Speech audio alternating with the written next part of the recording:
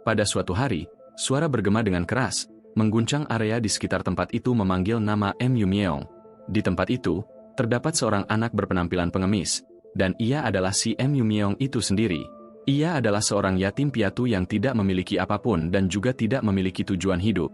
Tepat di saat yang sama, kembali bergema suara di udara, memerintahkan Mu Myeong untuk melindungi seorang anak.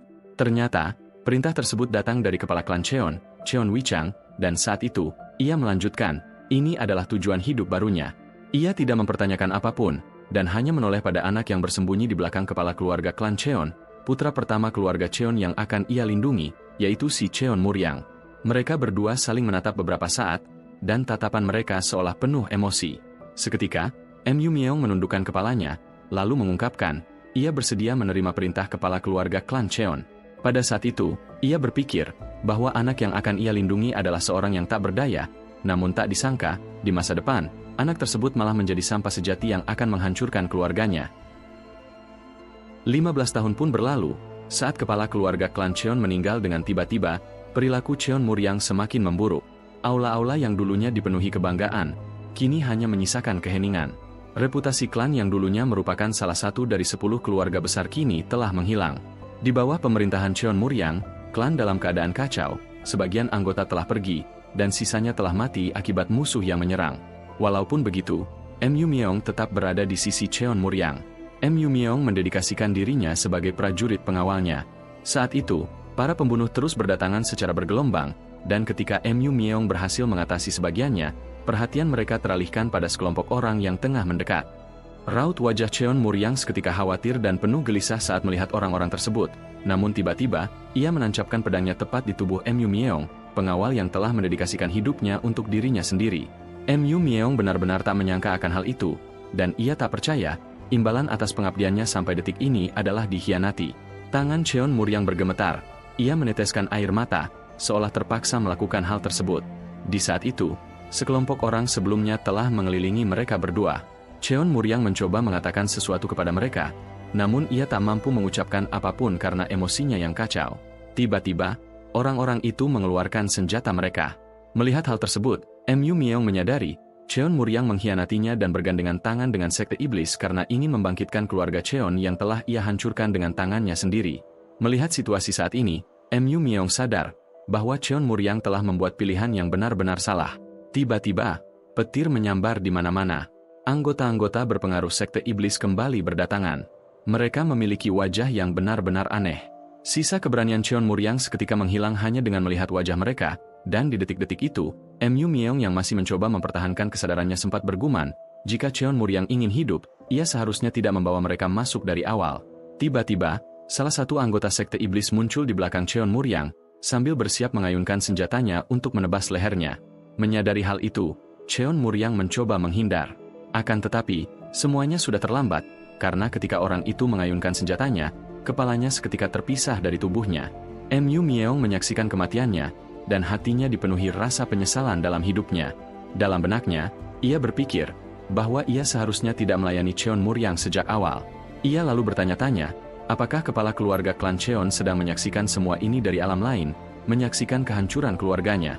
Tatapan kosongnya mengarah ke langit, ia merasa hampa, dan ketika orang-orang berjubah mendekatinya untuk benar-benar membunuhnya, ia akhirnya sadar, tidak ada gunanya menyalahkan siapapun sekarang. Tepat saat itu, pikirannya melayang ke hari di mana ia pertama kali diberi nama, saat kepala keluarga Cheon membawanya masuk, dan memberinya nama Mu Myeong, yang memiliki arti tanpa nama. Di masa kini, ia menatap bangunan klan untuk terakhir kalinya, dan ia berharap, jika ada kehidupan kedua, dia ingin memiliki nama sejak awal, kehidupan yang menjadi miliknya sendiri, bukan kehidupan sebagai sosok yang harus melindungi seseorang, dan pada akhirnya, ia benar-benar berakhir dibunuh oleh orang-orang berjubah merah. Ketika ia mengira dirinya telah mati, ia merasakan sesuatu yang dingin. Secara tak sadar, ia membuka matanya. Tangan lembut seorang wanita membasuh kakinya, dan saat ia menatap ke depan, wajah wanita tersebut terpampang jelas. Ia jelas terkejut dan secara tidak sengaja mendorong wanita tersebut. Ia berdiri di tempat tidur, mempertanyakan apa yang terjadi dan kenapa ia masih hidup, padahal sudah jelas bahwa begitu banyak pedang telah menancap di tubuhnya.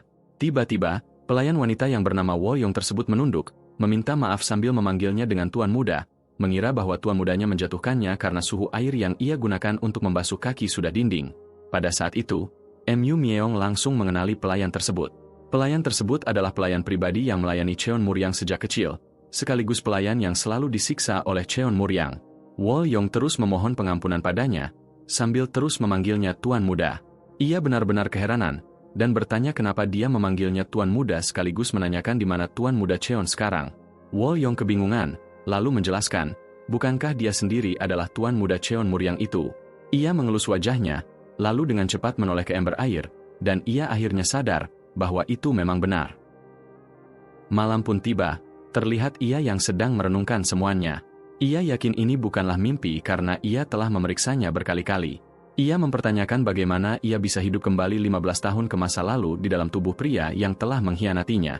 Ia terdiam, lalu teringat kejadian sebelumnya saat ia menanyakan pada Wol Yong apakah ada seseorang di klan yang bernama Mu Myeong. Di saat itu, Wol Yong menggelengkan kepalanya sambil menjelaskan, ia tidak pernah mendengar nama itu. Karena semua yang telah terjadi padanya, ia akhirnya mengerti, dengan menjadi Cheon Muryang, jati dirinya sebagai Mu Myeong yang dulu telah lenyap. Ia membuka jendela kamar, lalu berpikir, meski begitu, ini adalah sebuah kesempatan baginya, karena dengan begini, ia memiliki waktu 15 tahun untuk mengubah segalanya.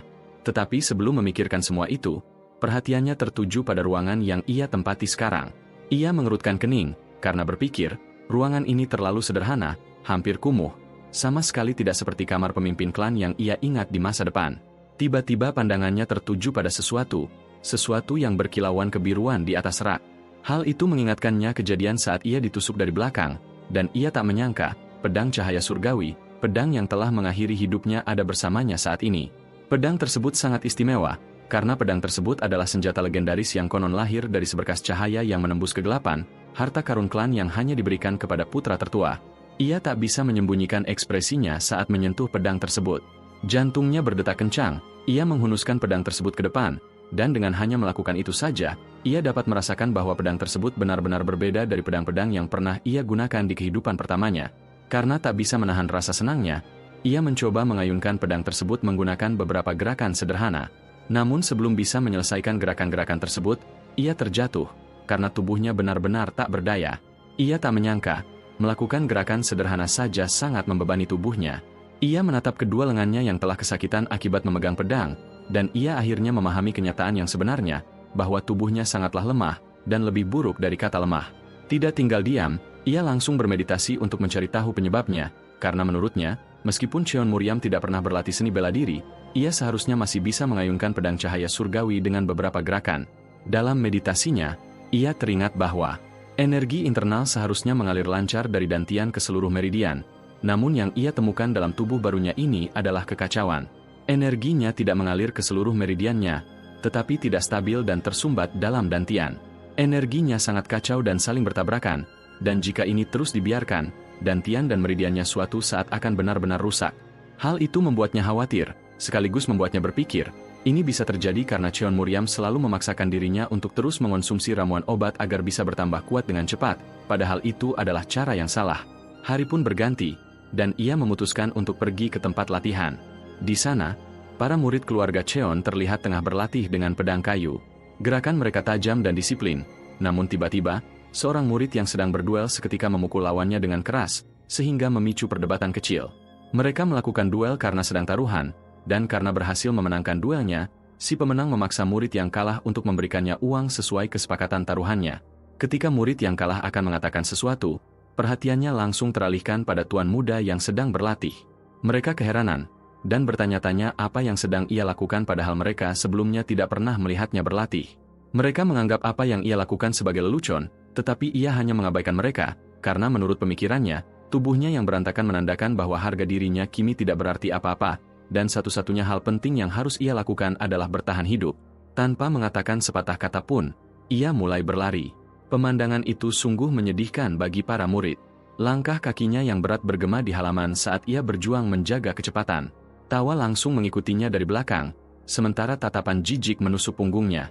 Dua murid yang berduel sebelumnya terus memperhatikannya, namun tiba-tiba salah satu dari mereka tersenyum sinis, lalu menyatakan, ia akan membuat tuan muda menyesal telah datang ke tempat ini. Saat itu, tuan muda yang sudah merasa kelelahan setelah berlari sebentar, menyadari bahwa kondisi tubuhnya ini jauh lebih buruk dari yang ia bayangkan. Ia sadar Ramuan tak terhitung jumlahnya yang sudah dikonsumsi oleh pemilik tubuh sebelumnya telah berubah menjadi racun yang perlahan merusaknya, dan ia berpikir, seandainya pemilik tubuh berlatih dengan benar sejak awal, energi itu mungkin akan memberinya kekuatan internal yang luar biasa. Tiba-tiba, sebuah pedang sungguhan menebas udara dan melesat melewatinya sebelum menancap keras di dinding bangunan. Ia terkejut dan menatap pedang tersebut, dan mempertanyakan apakah itu benar-benar pedang sungguhan. Murid yang melempar pedang tersebut berjalan mendekat sambil meminta maaf, mengklaim bahwa senjata itu terlepas dari tangannya. Di belakangnya, para murid lain tertawa dengan penghinaan yang terang-terangan, sementara pemimpin mereka menyeringai saat telah berada di depan Muryam.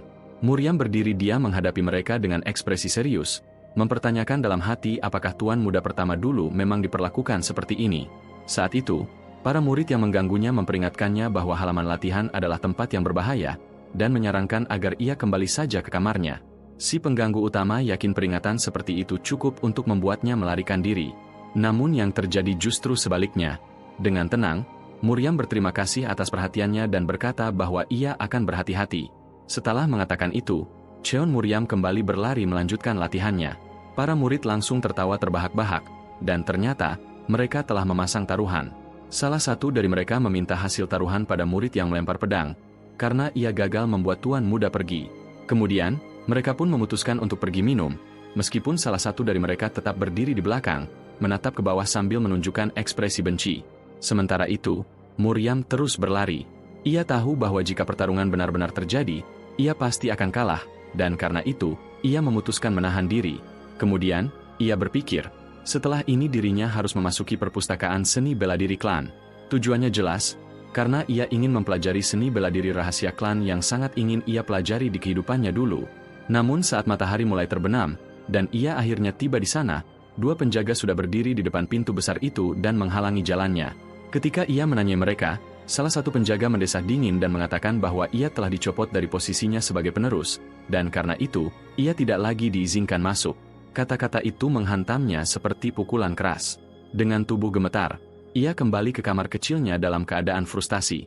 Ia menjatuhkan dirinya ke tempat tidur dan menatap sekitar dengan polos, sambil bergumam, sekarang ia akhirnya mengerti mengapa kamarnya begitu sederhana. Ia marah karena pemilik tubuh meninggalkan begitu banyak masalah. Namun, ia dengan cepat menenangkan dirinya, karena berpikir, masa lalu tuan muda pertama selalu tidak berjalan normal. Ia memiliki banyak musuh, memiliki tubuh yang rusak, dan bahkan bawahannya sendiri terus mengejeknya. Pemikirannya itu membuatnya sadar, karena alasan itulah dia mengkhianatinya di kehidupannya dulu, karena ia tak percaya pada siapapun. Tiba-tiba, ia mencengkram kasur, karena berpikir, dia tidak butuh alasan apapun. Tuan muda pertama telah membawa masuk kultus demonik, yang akhirnya berakhir memusnahkan klan Cheon, dan alasan karena ia memiliki banyak masalah karena kelakuannya sendiri. Saat ia mulai menenangkan diri, pandangannya tertuju pada makanan yang ditinggalkan oleh Wolyong yang merupakan jamur tanpa daging. Ia sempat heran bagaimana tubuhnya ini bisa menjadi begitu gemuk dengan makanan yang sesederhana ini. Namun terlepas dari segalanya, ia tak mempermasalahkannya, karena setidaknya ia masih memiliki satu sekutu. Keesokan paginya, ia kembali ke halaman latihan. Ia mulai dengan peregangan sederhana, tetapi bahkan usaha sekecil itu sudah membuat napasnya terengah-engah. Tubuhnya terasa sangat sakit, dan ia masih tidak percaya dirinya bisa kelelahan hanya karena pemanasan. Saat itu, Wolyong muncul. Ia tampak terkejut melihat tuan mudanya sudah bangun sepagi itu. Di tangannya terdapat pakaian yang telah disiapkan. Lalu ia bertanya dengan ragu apakah tuan muda benar-benar berencana untuk berlatih lagi hari ini.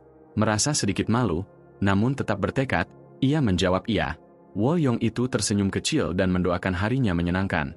Melihat pakaian yang dibawanya, Muryam tiba-tiba menyadari sesuatu, dan saat ia hendak mengatakan sesuatu, Wolyong tiba-tiba meminta maaf belum mencuci pakaian tersebut, menjelaskan ia seharusnya mengerjakannya lebih cepat namun ia malah tertidur semalam.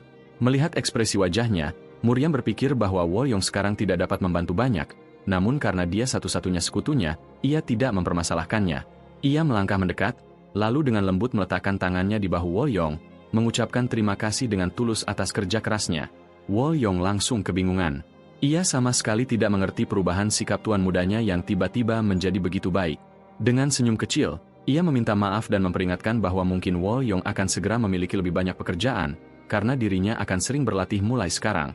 Setelah mengucapkan itu, ia kembali melanjutkan latihannya, sementara Wolyong hanya bisa berdiri di tempat, memperhatikannya dengan wajah bingung dan pipi yang sedikit memerah.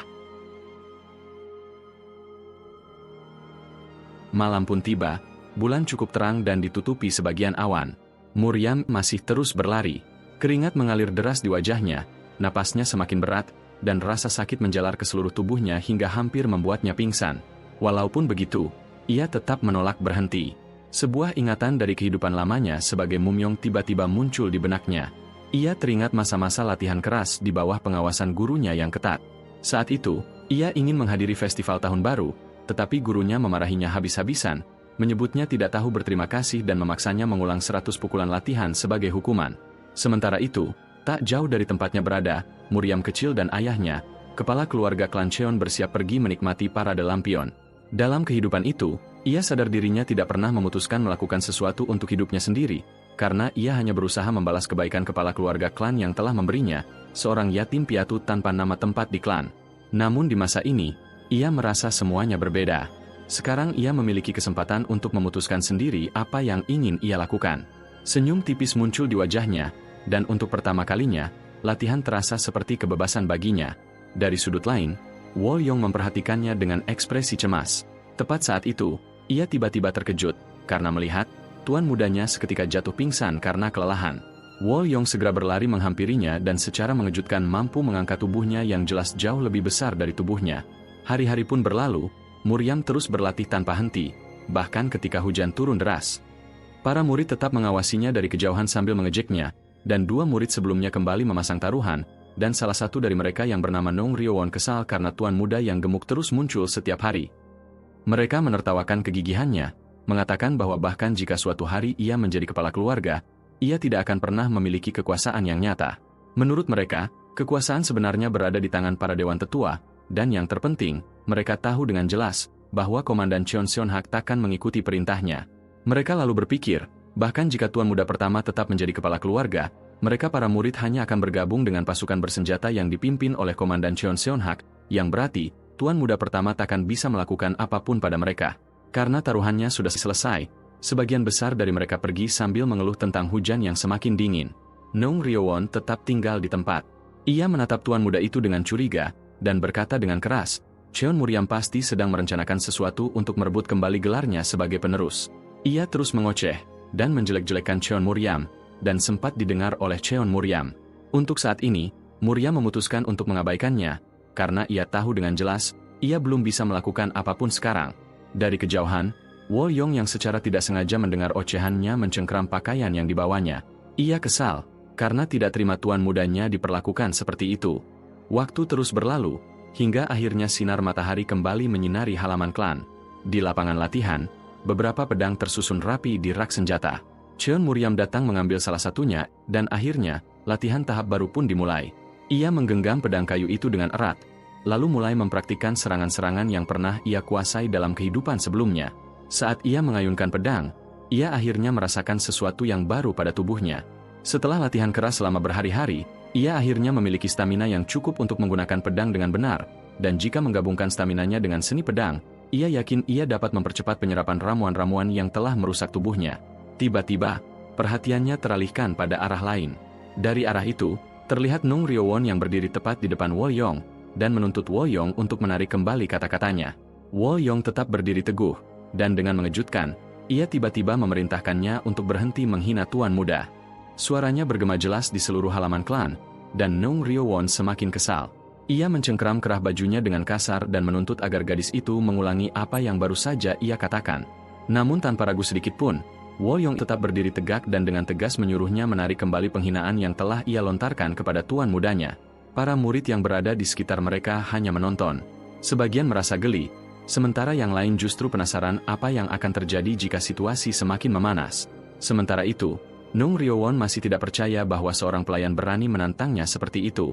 Karena dibutakan oleh amarah, ia mengencangkan cengkeramannya, namun gadis muda itu tidak menunjukkan sedikit pun rasa takut. Matanya tetap tenang, dan suaranya sama sekali tidak tergoyahkan. Kesal karena pembangkangannya, Nong Ryowon akhirnya memutuskan untuk mengakhiri pertengkaran itu dengan kekerasan. Ia menghunus pedangnya, melayangkannya dan berniat menghentikannya saat pedangnya telah berada di dekat lehernya, untuk melihat apakah Wolyong masih berani berbicara dengan nada yang sama. Namun sebelum ia sempat bertindak, sesosok orang tiba-tiba melangkah maju dan menghalangi serangan tersebut. Nong Ryowon terkejut dan mempertanyakan apa yang baru saja terjadi. Yang melakukan hal tersebut adalah Cheon Muryam, dan pada saat yang sama, ia menanyakan apa yang ingin Nung Ryowon rencanakan. Nung Ryowon kembali terkejut setelah mengetahui siapa yang baru saja menghentikannya.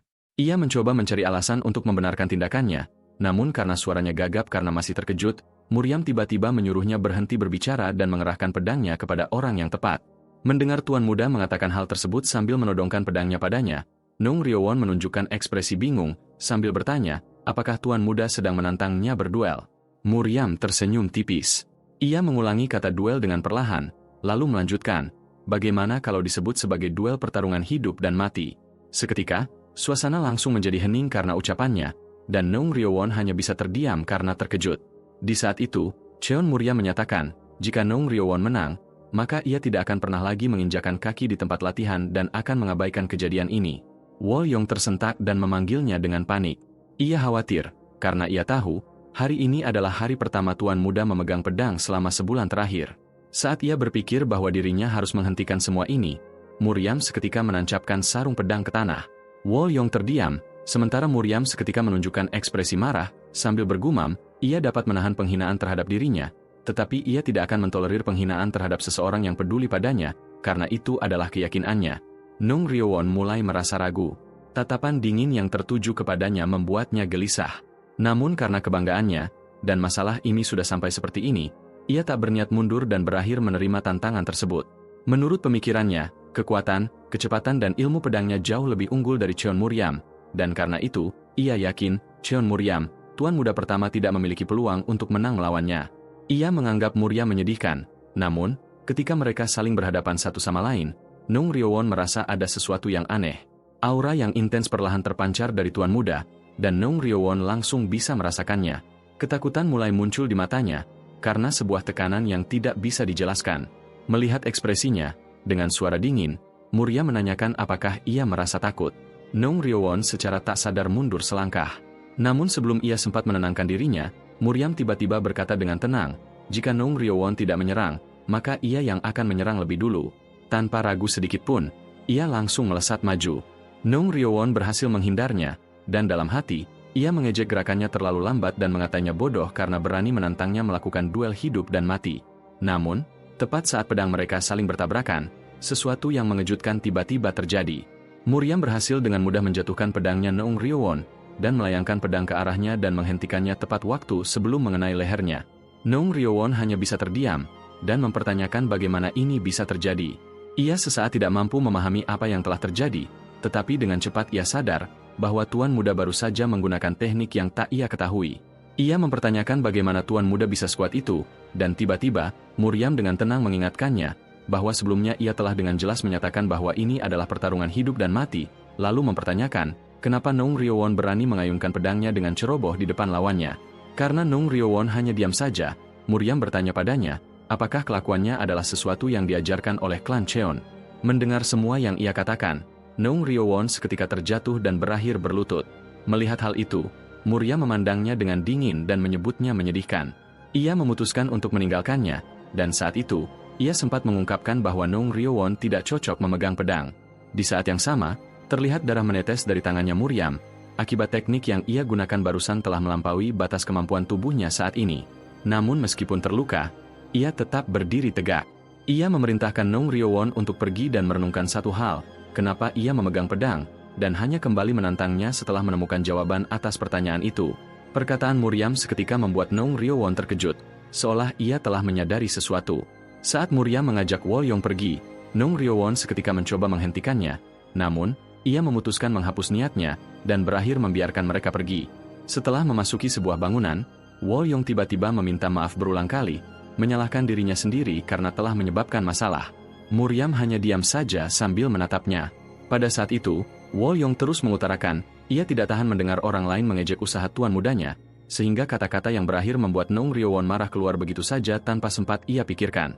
Dengan kepala tertunduk dan pandangan tertuju ke lantai, ia kembali meminta maaf karena Tuan Mudanya sampai terluka akibat dirinya. Namun di dalam benaknya, Muryam justru berpikir bahwa luka itu bukan disebabkan oleh tindakan Wolyong, tetapi muncul karena ia memaksakan diri menggunakan teknik yang tak sanggup ditahan oleh tubuhnya yang lemah. Karena bingung harus menjelaskan, ia meminta Wolyong untuk tidak perlu meminta maaf sama sekali, karena bagaimanapun, Wolyong telah membelanya. Wol Yong perlahan mengangkat kepalanya, terkejut mendengar ungkapan tersebut. Setelah itu, Muryang mengungkapkan, ia bisa memaafkan siapapun yang menghinanya, namun ia takkan membiarkan orang yang peduli padanya ditindas, tidak peduli siapapun lawannya. Mata Wol Yong seketika terbuka lebar mendengar perkataannya, dan langsung mengingatkannya pada sebuah kenangan lama bertahun-tahun lalu saat perayaan Tahun Baru. Di masa itu, Wol Yong menanyakan apa keinginannya, dan Muryang langsung menjawab bahwa ia ingin tumbuh skuad gajah untuk melindungi keluarganya.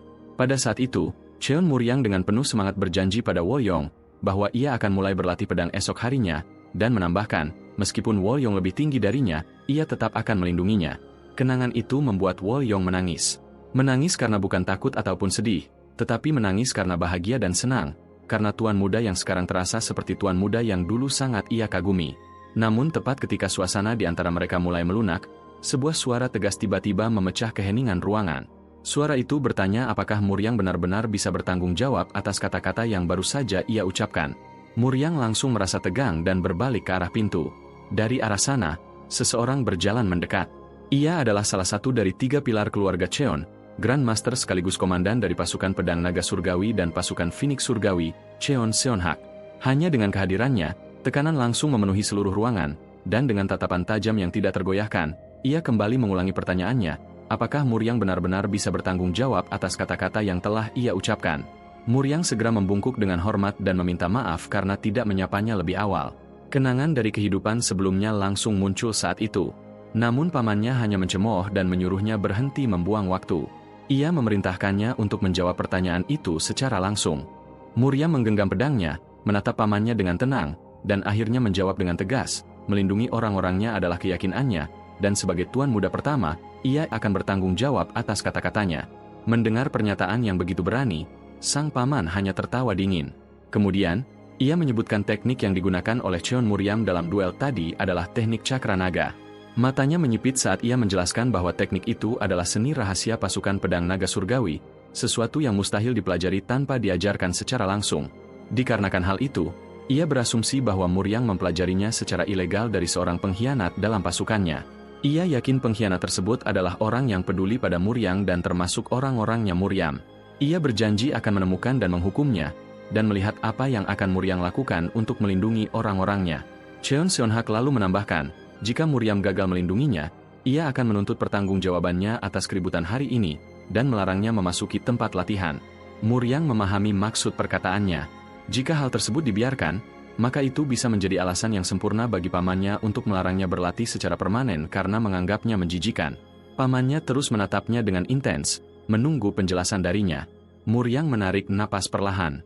Ia tahu bahwa mulai sekarang, setiap kata yang keluar dari mulutnya harus dipilih dengan sangat hati-hati. Setelah itu, ia dengan tenang menyatakan bahwa tidak ada pengkhianat di dalam pasukan pedang naga surgawi. Cheon Seonhak tampak sedikit terkejut dengan jawaban yang tak terduga itu. Tanpa ragu, Muryang menambahkan, ia mempelajari teknik itu hanya dengan menirunya setelah melihatnya didemonstrasikan 1 kali. Mendengar penjelasan tersebut, Cheon Seonhak tiba-tiba tertawa, dan saat ia berhenti, ia seketika menunjukkan ekspresi kesal. Ia menggenggam pedangnya, mengayunkannya ke depan. Aura yang keluar membuat Cheon Muryang dan Wol Yong terdorong ke belakang. Setelah itu, ia menyatakan, seseorang seperti Cheon Muryang tidak mungkin mampu meniru teknik rahasia hanya dengan sekali lihat. Pada saat yang sama, ia meminta Muryang untuk mencabut pedangnya, karena ia ingin Muryang membuktikan perkataannya dengan pedangnya. Muryang hanya diam saja, sambil terus menggenggam pedangnya. Ketika aura merah mengerikan mulai terpancar dari tubuh Cheon Seonhak, Muryang memberanikan diri mengatakan, jika pamannya tidak mempercayainya, ia mempersilakannya untuk menunjukkan teknik lain, dan ia berjanji, dirinya bisa menirunya dengan sekali lihat. Keberaniannya membuat Cheon Seonhak terdiam sesaat, dan perhatiannya langsung terfokus pada lengannya Muryang yang masih terus meneteskan darah. Ia menenangkan dirinya, lalu berkata, ia tidak menyangka Muryang masih berani berbohong hanya untuk menghindari hukuman, dan ia menyatakan dengan tegas, bahwa ia tidak mempercayai satupun perkataannya. Tiba-tiba, Cheon Seonhak mengalihkan perhatiannya kepada Wol Yong dan memerintahkannya untuk maju. Tatapan tajamnya membuat Wol Yong langsung terpaku di tempat, ketika ia menuntut penjelasan tentang rencana apa yang sebenarnya sedang direncanakan oleh tuannya. Dengan nada dingin, ia bahkan memperingatkan bahwa jika gadis itu berani berbohong, ia akan membunuhnya tanpa ragu. Ancaman itu membuat wajah Wol Yong langsung pucat pasi. Keringat mengalir di dahinya dan tangannya gemetar saat ia berusaha mencari kata-kata yang tepat. Setelah ragu beberapa saat, Akhirnya ia mengatakan bahwa selama sebulan terakhir, Tuan Muda selalu tersenyum. Mendengar hal itu, Cheon Seon-hak langsung mengerutkan kening karena bingung. Bagaimana mungkin bocah bajingan yang dulu sangat pemarah selalu tersenyum? Wol Yong ragu-ragu menjelaskan semuanya, tetapi ia tetap bersikeras bahwa apa yang ia katakan adalah kebenaran. Ia mengingat dengan jelas bagaimana tuan mudanya berlatih tanpa henti dengan senyum tulus di wajahnya. Bahkan ketika berlari sendirian di halaman, meskipun kelelahan dan terus diejek oleh orang lain, ia tetap tersenyum. Cheon Seon-hak terdiam mendengar itu, sementara di sisi lain, Cheon Muryang tak menyangka bahwa Wol Yong selama ini terus memperhatikannya diam-diam. Ia lalu bergumam, ia bisa selalu tersenyum, karena untuk pertama kalinya ia bisa bekerja keras untuk dirinya sendiri. Di saat itu, Wol Yong melanjutkan penjelasannya. Ia mengatakan bahwa bahkan ketika orang lain terus menghinanya, tuan mudanya memilih untuk mengabaikan mereka. Dulu, tuan mudanya akan marah atau pasti akan kabur. Namun kali ini, ia tidak pernah melakukan hal itu sekalipun. Sebaliknya untuk pertama kalinya, tuan muda menghunuskan pedangnya demi dirinya. Suaranya bergetar oleh emosi ketika ia mengungkapkan bahwa tuan muda benar-benar telah berubah, dan ia juga menyatakan bahwa dirinya percaya padanya. Cheon Seon-hak mendengarkan semua itu dengan saksama. Ekspresi tegasnya perlahan sedikit melunak ketika ia merenungkan kesaksian tersebut, dan setelah terdiam beberapa saat, ia akhirnya bertanya kepada keponakannya, seni bela diri apa yang kini ia kuasai.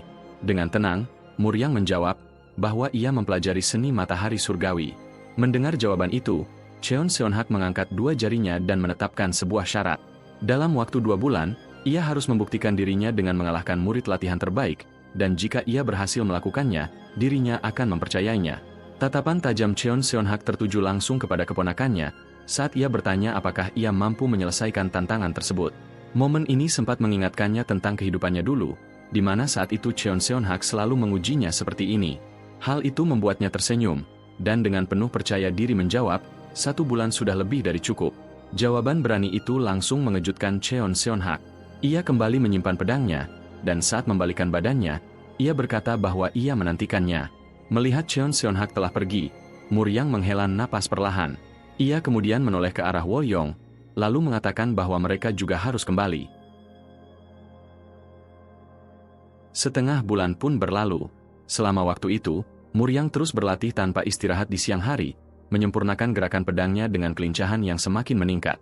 Tubuhnya perlahan berubah menjadi lebih ramping dan kuat, sementara ia merasakan bahwa sebagian besar energi yang berlebihan di dalam tubuhnya mulai larut, berkat seni matahari surgawi yang ia kuasai telah mencapai level 5. Namun masalahnya, ia tak bisa mengatasi energi yin yang terus menghambat kemajuannya.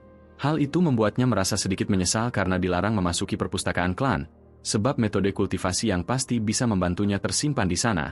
Sambil menatap telapak tangannya, ia seketika mengharapkan bahwa energinya bisa sembuh seperti luka fisik seperti yang ada di tangannya. Sementara itu, berbagai bisikan mulai menyebar di antara para murid. Beberapa orang berkomentar bahwa murid terbaik pasti akan dengan mudah mengalahkan tuan muda, sementara yang lain berspekulasi bahwa tuan muda akan menyerah dan kabur sebelum pertandingan. Muryang mendengar semua itu, dan berpikir, apa yang mereka bicarakan adalah rumor-rumor yang disebarkan pamannya agar ia kehilangan kepercayaan dirinya dan menyerah di awal. Ternyata, murid latihan terbaik yang akan menjadi lawannya Muryang berada di sana.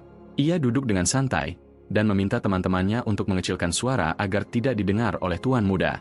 Ia mengucapkan hal itu dengan santai, namun tiba-tiba, tuan muda pertama, yaitu Muryang telah berdiri tepat di dekat mereka. Saat itu, dengan suara tenang, ia bertanya apakah mereka memiliki sesuatu yang lucu untuk dibagikan. Kemunculannya yang mendadak membuat mereka terkejut. Ia kemudian menoleh kepada pemimpin kelompok tersebut dan bertanya apakah ia adalah murid latihan terbaik. Bocah itu membenarkannya, dan mengatakan bahwa tuan muda tidak perlu terlalu khawatir tentang pertarungan yang akan datang, karena ia berniat menyelesaikannya dengan lembut. Muryang mengamati wajahnya dengan saksama dan merasakan keakraban yang aneh. Karena itu, ia pun menanyakan namanya. Dengan senyum puas, murid itu memperkenalkan dirinya sebagai Lee Seok-gi. Nama itu langsung membangkitkan ingatan lama, ingatan dari kehidupan sebelumnya. Dalam ingatannya itu, pria ini adalah salah satu orang yang mengkhianati klan, yaitu membocorkan rahasia klan kepada kultus demonik. Kemarahan langsung membara di dalam dirinya, namun ia memutuskan untuk segera pergi dari tempat tersebut sambil menyatakan, nama itu akan ia ingat.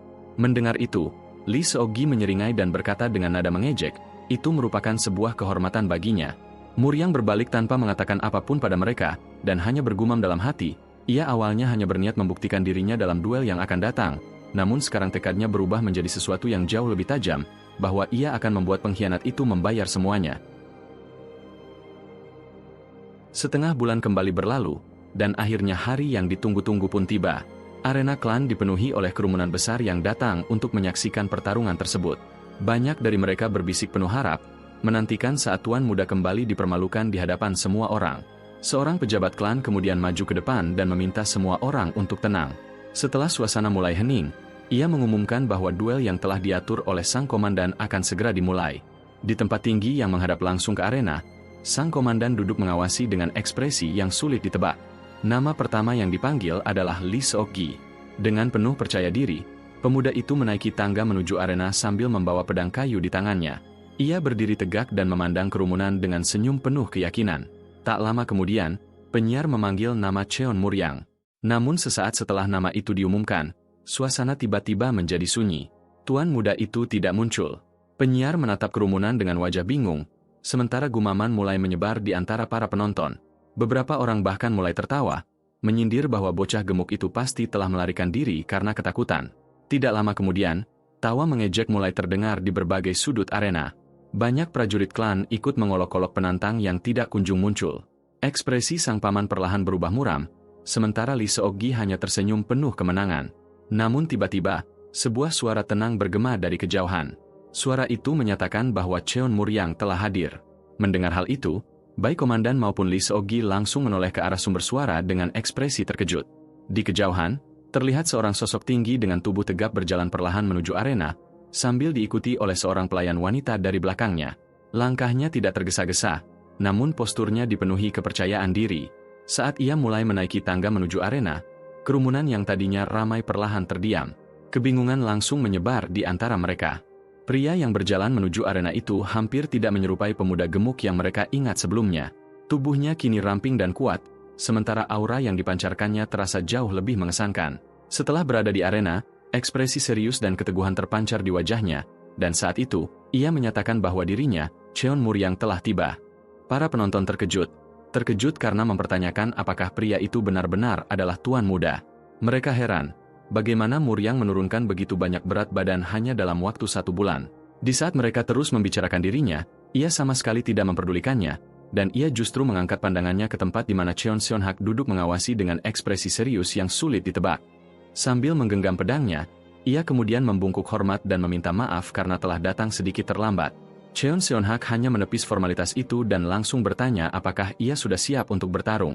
Dengan senyum penuh percaya diri, Muryang menjawab bahwa ia sudah siap. Keduanya kemudian melangkah menuju ke tengah arena dan berdiri saling berhadapan, sementara ketegangan langsung memenuhi udara di sekitar mereka. Saat itu, Lee Seok-gi keheranan kenapa tatapan tuan muda terlihat percaya diri.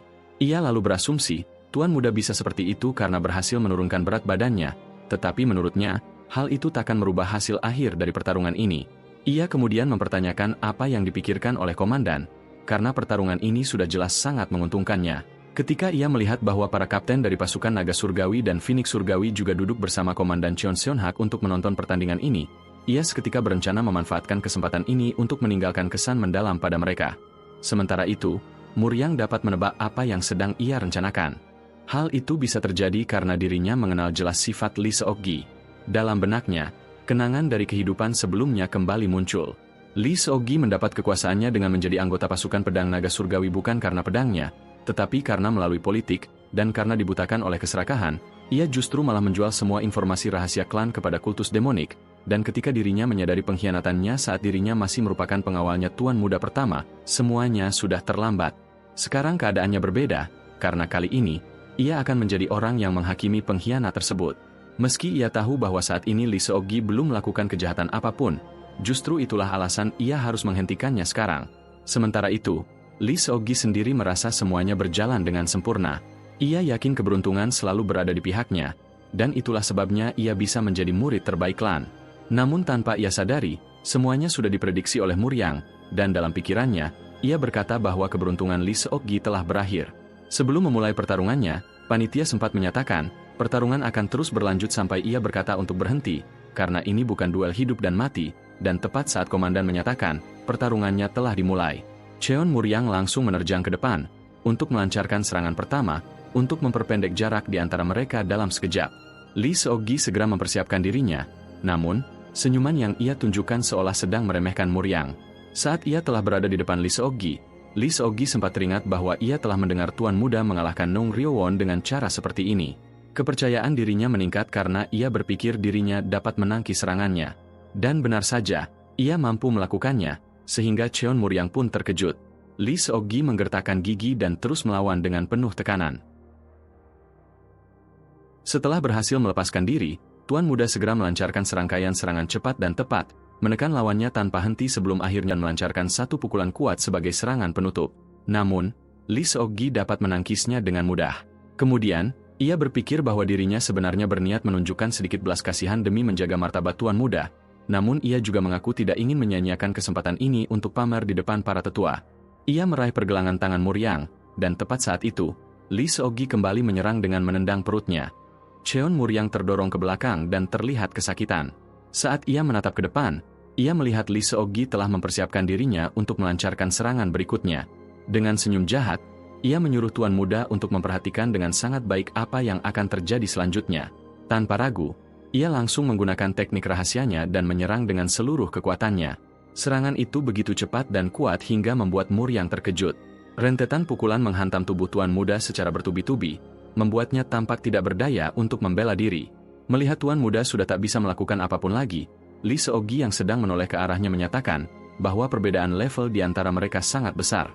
Dengan senyum kemenangan di wajahnya, Lee Seok-gi berkata dalam hati bahwa sungguh memalukan harus bertarung dengan seorang bajingan, namun setidaknya duel itu cukup berguna untuk memamerkan kemampuannya. Ia lalu mengangkat tinjunya tinggi-tinggi ke udara, bersiap menerima sorakan kemenangan dari para penonton. Namun sesuatu terasa aneh. Alih-alih tepuk tangan, arena justru dipenuhi keheningan yang tidak biasa. Lee Seok-gi mulai merasa bingung, mempertanyakan mengapa ia tidak mendengar satupun suara. Saat ia melihat sekeliling, ia menyadari bahwa pandangannya terasa aneh, seolah-olah tempat latihan di sekitarnya terlihat miring, dan dengan cepat, ia akhirnya menyadari sesuatu yang mengejutkan. Ia ternyata sedang terbaring di tanah dan air liurnya terus menetes dari mulutnya. Kebingungan, ia mencoba memahami apa yang sebenarnya terjadi.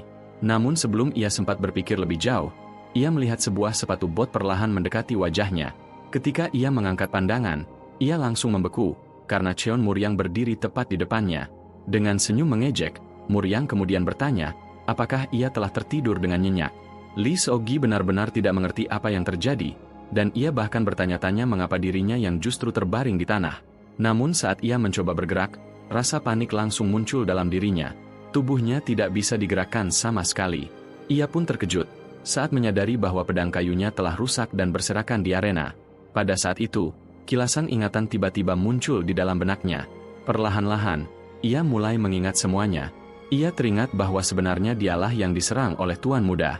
Pedang tuan muda sempat berbenturan dengan pedangnya, dan langsung menghancurkan pedangnya dalam sekejap, dan saat itu, pedang tuan muda langsung menghantam kepalanya. Kekuatan serangan tersebut begitu besar hingga membuat tubuhnya terlempar ke udara sebelum akhirnya jatuh ke tanah tanpa sempat bereaksi. Kembali ke masa sekarang, Lee Seok-gi akhirnya menyadari kenyataannya, bahwa ia telah dikalahkan sepenuhnya, dan sulit mempercayai kenyataan bahwa dirinya bisa kalah dari seseorang yang dulu dianggap sebagai bocah gemuk yang tidak berguna. Sambil berdiri tenang di hadapannya, Muryang kemudian menyebutnya sebagai calon pengkhianat.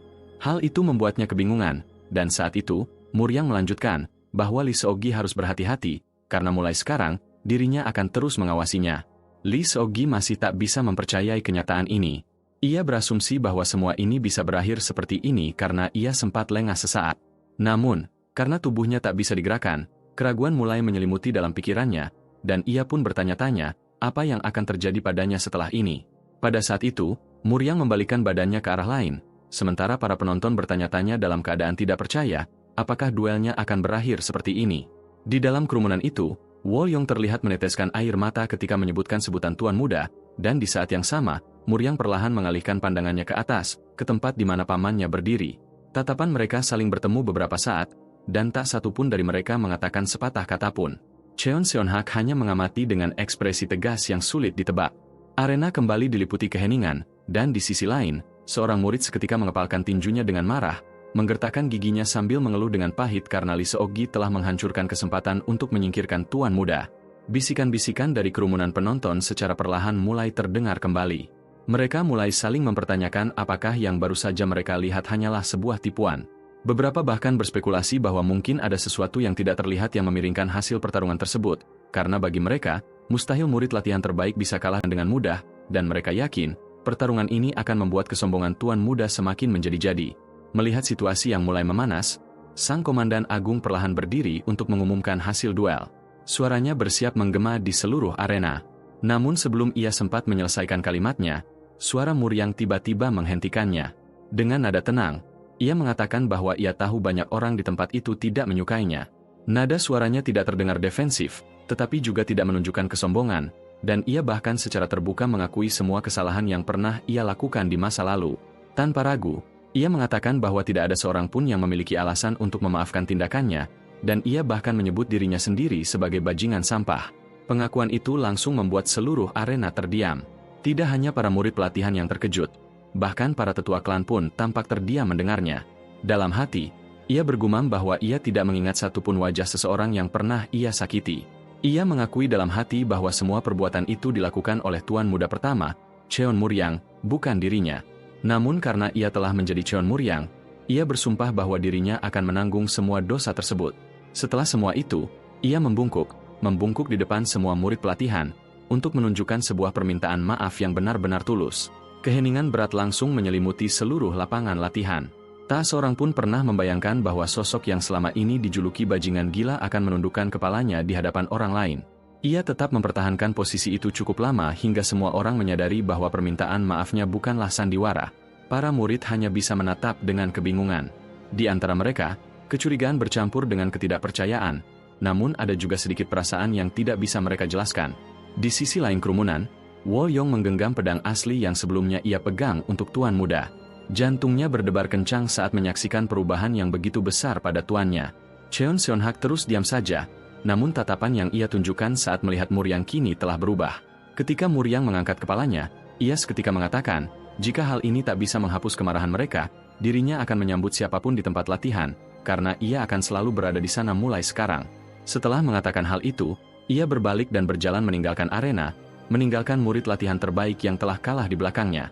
Sementara itu, Cheon Seonhak sedang mengelus janggutnya dengan penuh pertimbangan, dan gumaman pelan keluar dari bibirnya saat ia merenungkan apa yang baru saja ia saksikan. Setelah beberapa saat berjalan menjauh dari arena, Muryang seketika berterima kasih kepada Woyong karena telah memegang pedangnya. Dia mempersiapkan pedang tersebut karena ingin berjaga-jaga jika saja terjadi hal tak terduga. Woyong sama sekali tidak mempermasalahkan hal tersebut, dan justru menjelaskan, ia sempat merasa gugup, tetapi berkat pedang tersebut yang memberinya ketenangan dan rasa nyaman, ia bisa mengatasi rasa gugup tersebut. Muryang senang mendengarnya, namun ketika ia meminta pedang itu kembali, Woyong justru menolaknya. Muryang kebingungan, karena saat itu, ia menyadari bahwa Woyong enggan melepaskan pedang tersebut dari pelukannya. Tiba-tiba, terdengar suara berwibawa yang menanyakan, apa yang sebenarnya ingin Muryang tebas dengan pedangnya. Suara tersebut merupakan suaranya Cheon Seonhak, dan saat itu, ia telah berdiri tepat di depan gerbang aula utama. Dengan tatapan tajam, ia kembali mempertanyakan pertanyaan yang sama. Pertanyaan itu terdengar sederhana, tetapi sebenarnya memiliki makna yang dalam. Muryang langsung menyadari hal tersebut, dan ia berpikir, ini adalah sebuah ujian. Setelah itu, ia mengucapkan sebuah kata, yaitu, langit. Ia lalu menjelaskan, bahwa apa yang ingin ia tebas dengan pedangnya adalah langit itu sendiri. Jawabannya langsung membuat sang komandan terkejut. Dalam sesaat, ekspresi keterkejutan benar-benar muncul di wajahnya, sebelum akhirnya kembali seperti biasa. Ia bisa sangat terkejut karena sebenarnya, menebas langit adalah jalan pedang yang telah ia kejar selama hidupnya. Namun, mendengar kata-kata itu keluar dari mulut seseorang yang dulu sangat ia benci benar-benar mengguncang dirinya, dan setelah beberapa saat terdiam, ia akhirnya mengakui kemenangan Muryang dan mempersilakannya menyebutkan hadiah yang diinginkannya. Tanpa ragu, Muryang langsung meminta akses memasuki perpustakaan rahasia klan. Tanpa banyak bicara, komandan langsung menolaknya serta menjelaskan permintaan tersebut berada di luar wewenangnya. Mendengar itu, Muryang mencoba memikirkan sesuatu, dan setelah berpikir singkat, ia seketika mengajukan permintaan yang jauh lebih sederhana. Ia ingin melakukan duel sekali setiap hari, yang diatur untuknya. Permintaan itu membuat komandan sedikit terkejut. Ia tidak menyangka Muryang akan meminta sesuatu yang sesederhana itu. Ternyata, ada alasan di balik itu. Ia ingin berduel sekali setiap harinya karena menurutnya, tak ada pelatihan yang lebih dari pertarungan sungguhan. Setelah mengamatinya cukup lama, Cheon Seon-hak akhirnya mengangguk. Ia menyetujui permintaan tersebut, lalu mengatakan, jika itu yang diinginkan oleh Muryang, maka ia akan menjadi lebih kuat setiap hari. Setelah percakapan itu selesai, komandan pun pergi. Kemudian, Wol Yeon yang sejak tadi diam tiba-tiba menanyakan, apa sebenarnya maksud tuan mudanya ketika ia mengatakan ingin menebas langit. Namun, tuan mudanya hanya menjawab bahwa itu adalah sesuatu yang hanya bisa dipahami oleh dirinya dan sang komandan. Keesokan harinya, berita tentang duel sehari sekali langsung menyebar dengan cepat. Reaksi yang muncul pun sangat beragam. Beberapa orang merasa penasaran, sementara yang lain justru menunjukkan permusuhan secara terang-terangan. Di antara mereka, seseorang yang paling marah adalah seorang murid bernama Cham Yong-hok. Dengan wajah geram, ia langsung menuju halaman latihan setelah mendengar kabar tersebut. Baginya, sangat tidak adil bahwa tuan muda mendapatkan kesempatan seperti itu hanya setelah satu kemenangan. Ia menganggap kemenangannya hanyalah keberuntungan semata, dan tiba-tiba, sesuatu terlintas dalam benaknya. Ia saat itu tidak lagi menunjukkan kemarahannya, dan lantas mengatakan, duel itu sangat menguntungkannya. Ketika ia menggenggam pedangnya, menariknya sedikit untuk bercermin, sebuah kenangan lama tiba-tiba muncul dalam pikirannya, kenangan yang tidak pernah bisa ia lupakan. Bertahun-tahun yang lalu, di sebuah kedai yang cukup mewah, tuan muda yang lama sedang dalam keadaan mabuk. Ia bersikap agresif dan terus berteriak kepada seorang pria yang gemetar ketakutan di hadapannya. Dengan suara keras, ia membanggakan dirinya sebagai tuan muda tertua dari klan Cheon, menuntut agar semua orang mengakui kedudukannya dan tunduk kepadanya. Para murid-murid di sana hanya bisa menyaksikan dari kejauhan, karena tidak ada satupun yang berani ikut campur. Di antara mereka, Cham Yong-hak yang jauh lebih mudah dan belum memiliki bekas luka di wajahnya seketika berdiri, karena ia ingin menghentikan tuan muda sebelum ia benar-benar membunuh seseorang. Teman-teman semejanya mencoba menghentikannya, namun ia hanya mengabaikan mereka. Ketika tuan muda yang mabuk itu mulai mengayunkan pedangnya untuk menghajar pria tak berdaya tersebut, Cham Yong-hak yang telah berada di belakangnya, seketika terkena ayunan pedang tersebut tepat di wajahnya. Wajahnya pun berdarah, dan ia hanya bisa terdiam karena terkejut. Namun, tuan muda yang mabuk sama sekali tidak memperdulikan hal tersebut, dan malah menanyakan kenapa ia terluka. Cham Yong-hak hanya bisa menatap ke arahnya tanpa mengucapkan sepatah kata pun. Sementara tuan muda menuduhnya bahwa ia telah melukai dirinya sendiri untuk menipunya. Kenangan itu perlahan memudar, tetapi meninggalkan kepahitan yang dalam. Kembali ke masa sekarang, Cham Yong-hak terus menatap bayangannya sendiri di permukaan pedangnya. Kebencian perlahan mengubah ekspresinya menjadi senyum sinis, dan menyatakan, ia akan meninggalkan bekas luka di wajah tuan muda, dan berpura-pura kalau itu hanyalah kecelakaan, dan akhirnya terungkap, bahwa ia adalah murid yang terpilih di hari pertama ini untuk berduel dengan tuan muda. Setelah beberapa saat, di bawah terik matahari di tempat latihan klan Cheon, tuan muda terlihat sangat fokus dalam pelatihannya. Tubuhnya terus melompat ke udara berulang kali, tampak seperti sedang menari dengan pedangnya. Setiap gerakannya tajam, terkendali, dan identik dengan gerakan-gerakan sebelumnya. Tak jauh dari sana, Cham Yong-hak berdiri mengamatinya. Rasa jengkel terlihat jelas di wajahnya saat menyaksikan latihan tanpa henti tersebut. Ia merasa jengkel karena tuan muda yang meminta duel ini, namun sekarang tuan muda tampak sepenuhnya tenggelam dalam latihannya, bahkan tidak memperdulikannya yang sedang menunggu. Pada saat itu, Wol Yong yang sedang menuangkan teh dalam cangkir, seketika menawarkannya untuk meminum teh. Saat Cham Yong-hak menoleh ke arahnya, Wol Yong yang sedang mendekat ke arahnya sambil membawa secangkir teh dan beberapa keping biskuit, menjelaskan ketika tuan muda mulai berlatih, ia seringkali kehilangan kesadaran terhadap lingkungan sekitarnya, karena itu, mungkin butuh waktu sebelum duel benar-benar dimulai. Ia mengatakan itu dengan suara lembut namun penuh keyakinan. Cham Yong-hak memperhatikannya dengan saksama, dan mengingat ia pernah mendengar desas-desus bahwa wanita itu adalah pelayan yang dulu pernah berdebat Neung Ryowon. Cham Yong-hak berniat menolak teh dan biskuit tersebut, namun melihat ekspresi ramah Wol Yong, Cham Yong-hak akhirnya menerimanya, lalu bertanya apakah tuan muda benar-benar berlatih seperti itu setiap hari. Wol Yong mengiyakannya, dan menjelaskan bahwa tuan muda tidak pernah melewatkan satu hari pun. Wol Yong lalu mengakui, perubahan itu patut dipuji jika dibandingkan dengan perilaku tuan muda di masa lalu, namun ia juga khawatir karena tuan muda terlalu memaksakan dirinya. Cham Yong-hak kemudian menatapnya dengan heran dan menanyakan satu hal.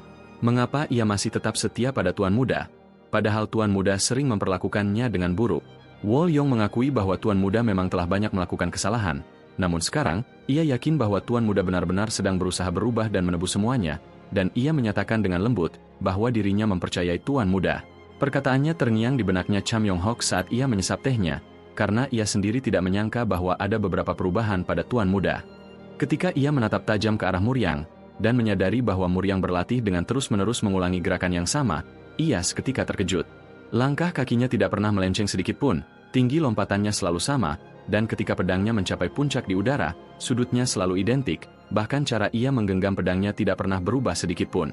Cha Mienghak benar-benar tidak dapat mempercayai apa yang sedang ia saksikan, dan seketika saja, sebuah pikiran yang menurutnya mengerikan terlintas dalam benaknya, bahwa ia berpikir, Tuan Muda tidak mengarahkan pedangnya pada udara kosong, melainkan mensimulasikan pertarungan dengan dirinya. Dalam bayangannya, pedang Tuan Muda mengarah ke arahnya dengan kecepatan tinggi, dan berhenti tepat setelah mengenai wajahnya. Tekanan dari niat membunuh yang ia bayangkan terasa begitu nyata hingga napasnya menjadi berat, sehingga keringat dingin mulai membasahi tubuhnya seolah ia benar-benar sedang menghadapi serangan itu, padahal ia bahkan belum melangkah ke arena latihan. Tanpa ia sadari, Tuan Muda telah berada di depannya, meminta maaf padanya karena telah membuatnya menunggu, lalu menyambutnya dengan formal dan bahkan memanggilnya dengan namanya. Hal itu membuat Cha Mienghak terkejut, karena bagi seorang pewaris utama sebuah keluarga, mengingat nama seorang murid biasa adalah sesuatu yang hampir tidak pernah terjadi. Ketika Cha Mienghak mengungkapkan ketidakpercayanya, Tuan Muda hanya menjawab dengan jujur, bahwa suatu hari nanti semua murid pelatihan akan menjadi prajurit resmi klan, dan karena itulah ia sedang berusaha menghafal semua nama mereka. Jawaban itu membuat Cha Mienghak terdiam. Seketika, tatapan Muryang tertuju pada bekas luka yang jelas terlihat di wajahnya Cha Mienghak, lalu dengan nada pelan ia bertanya, apakah luka itu disebabkan oleh dirinya? Cha Mienghak langsung mengakuinya. Hal itu membuat Tuan Muda terdiam sesaat, dan tiba-tiba, ia dengan gerakan pelan membungkuk, lalu meminta maaf padanya dengan tulus karena telah meninggalkan bekas luka yang tak bisa dihapus di wajahnya akibat kebodohannya. Udara di sekitar mereka seketika terasa membeku, karena ini pertama kalinya seorang tuan muda dari keluarga utama membungkuk di hadapan seorang murid pelatihan. Pada saat itu, Cha Mienghak benar-benar tak bisa mempercayai apa yang sedang ia saksikan, karena di masa lalu, ia jelas-jelas mengingat, tuan muda adalah seorang tiran arogan yang tidak pernah mengakui kesalahan dan selalu melampiaskan kemarahannya tanpa kendali. Perbedaan tuan muda di masa lalu dan di masa kini terlalu besar, sehingga membuatnya mempertanyakan apakah pria di depannya adalah tuan muda yang sama. Ketika ia teringat perkataan Wolyong sebelumnya, Cha Mienghak seketika meletakkan cangkir tehnya, lalu menyatakan bahwa dirinya telah kalah. Muryang kebingungan karena duel mereka bahkan belum dimulai. Cha Mienghak kembali mengulangi perkataannya dengan tegas, bahwa ia memang telah kalah, dan pada saat yang sama, ia mulai berjalan pergi. Tiba-tiba, ia berhenti, lalu mengungkapkan, lain kali ia akan mempersiapkan diri dengan lebih baik sebelum menantangnya kembali. Setelah ia berjalan menjauh, Muryang yang sempat melihat senyuman kecil di wajahnya Cha Mienghak berasumsi bahwa permintaan maafnya telah diterima. Namun, Wolyong melihat sesuatu yang berbeda di mata Cha Mienghak. Bukan keramahan, melainkan tekad yang jauh lebih kuat. Tidak lama setelah itu, Tuan Muda membuat permintaan yang cukup aneh kepada Wolyong. Ia memintanya menuliskan semua kesalahan yang pernah ia lakukan tanpa terkecuali, termasuk setiap kesalahan yang mungkin pernah ia buat pada Wolyong sendiri tanpa menyembunyikan apapun. Hal itu membuat Wolyong terkejut sekaligus terharu, namun ia tetap mengangguk dan menyetujui permintaan tersebut. Pada saat itu, Muryang bergumam, memperbaiki kesalahan masa lalu adalah awal sebenarnya dari jalan yang ingin ia tempuh, karena semua beban dari tuan muda di masa lalu kini telah menjadi tanggung jawabnya sendiri. Beberapa hari pun berlalu, dan duel pun terus berlangsung tanpa gangguan. Para murid datang dengan penuh amarah setiap hari, dan bahkan menyebutnya sebagai kesempatan untuk membalas kesalahannya, dan menyerang dengan ganas. Namun, Tuan Muda menghadapi setiap serangan dengan ketenangan yang presisi, menangkis pedang kayu lawannya dengan pedang kayunya melalui gerakan yang efisien dan terkendali, sehingga banyak duel berakhir hanya dalam satu pertukaran serangan. Satu persatu lawannya jatuh, tetapi setelah setiap kemenangan, Tuan Muda selalu mengulurkan tangannya untuk membantu mereka bangkit sambil memuji usaha mereka. Di hari itu, saat murid yang telah kalah berjalan pergi, ia sempat menyatakan bahwa dirinya sangat sial karena sempat lengah dalam pertarungan. Wolyong yang mendengar itu, merasa kesal, dan diam-diam mengejeknya sambil mencatat kemenangan Tuan Muda di hari itu. Tiba-tiba, ekspresi murid tersebut berubah saat merenungkan kata lengah. Ia teringat saat-saat di mana Tuan Muda terus berlatih tanpa henti setiap harinya, dan akhirnya, ia tak bisa berkata-kata lagi. Saat ini, Muryang telah berduel selama 6 kali, dan belum pernah dikalahkan sekalipun. Setelah beberapa saat, Muryang terlihat tengah duduk bermeditasi di kamarnya sambil mengalirkan energi internalnya. Keringat perlahan mengucur di dahinya ketika ia berhasil mencapai tingkat ke-7 dari seni matahari surgawi. Namun energi yin dan yang saling bertentangan di dalam tubuhnya justru menghalangi meridian-meridiannya, menghambat aliran qi sehingga menjadi tidak stabil dan memaksanya berhenti sebelum kondisi itu berubah menjadi bencana. Cahaya biru samar berkedip di matanya saat ia berjuang melawan penyumbatan internal tersebut, Hingga akhirnya ia menyadari bahwa untuk mengatasi keterbatasan tubuhnya, ia membutuhkan metode kultivasi dengan tingkat yang jauh lebih tinggi. Namun masalahnya, salah satu metode yang ia ketahui tersimpan di perpustakaan rahasia klan. Ketika ia berhenti dari meditasinya, ia merasakan perasaan gelisah yang semakin kuat, seolah ada sesuatu yang penting telah ia lupakan. Tiba-tiba, sebuah ingatan menghantam pikirannya. Ia mengingat, hari ini adalah hari di mana kepala keluarga akan kembali. Pria yang pernah menolongnya ketika ia tidak memiliki tujuan hidup di kehidupan sebelumnya. Setelah mengenakan pakaian formal dan membereskan barang-barangnya, tuan muda merasakan antisipasi yang asing di dalam dirinya. Ia bertanya-tanya, apakah sekarang dirinya bisa memanggil kepala keluarga dengan sebutan ayah, sesuatu yang pernah ia impikan di kehidupannya sebelumnya. Namun sebelum ia bisa memikirkan perasaan itu lebih jauh, teriakan panik tiba-tiba terdengar dari luar. Seorang pelayan bergegas menghampirinya sambil menangis. Pelayan tersebut bernama Hua Hong, teman dekatnya Wol Yong. Ia terlihat sangat panik dan begitu khawatir, dan dengan suara gemetar, ia menjelaskan bahwa Wol Yong saat ini bersama seorang wanita yang dikabarkan adalah tunangan tuan muda. Sementara itu, di suatu tempat terlihat sebuah piring yang telah jatuh di tanah, dan makanan yang berserakan di mana-mana. Di saat yang sama, Wol Yong terlihat berlutut gemetar sambil meminta maaf.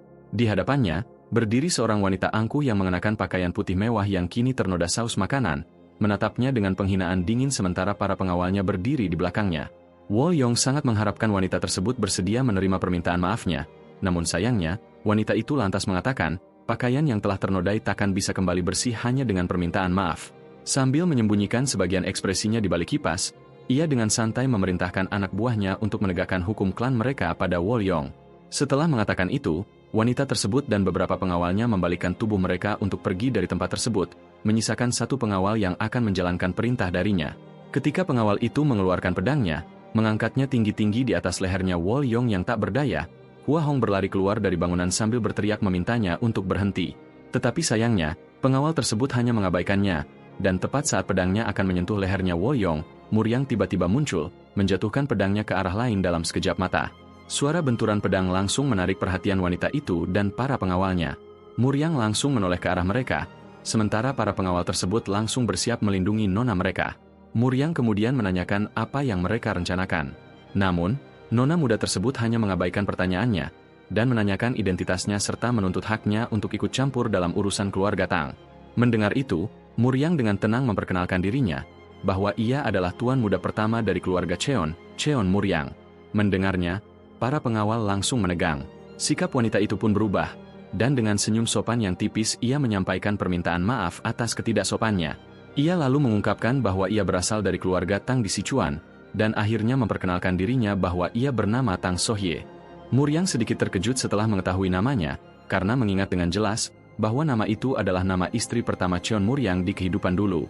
Kenangan dari kehidupan masa lalunya langsung menyerbu pikirannya dengan kejelasan yang menyakitkan. Di kehidupan itu, kepala keluarga Cheon mengajukan pernikahan kepada keluarga Tang.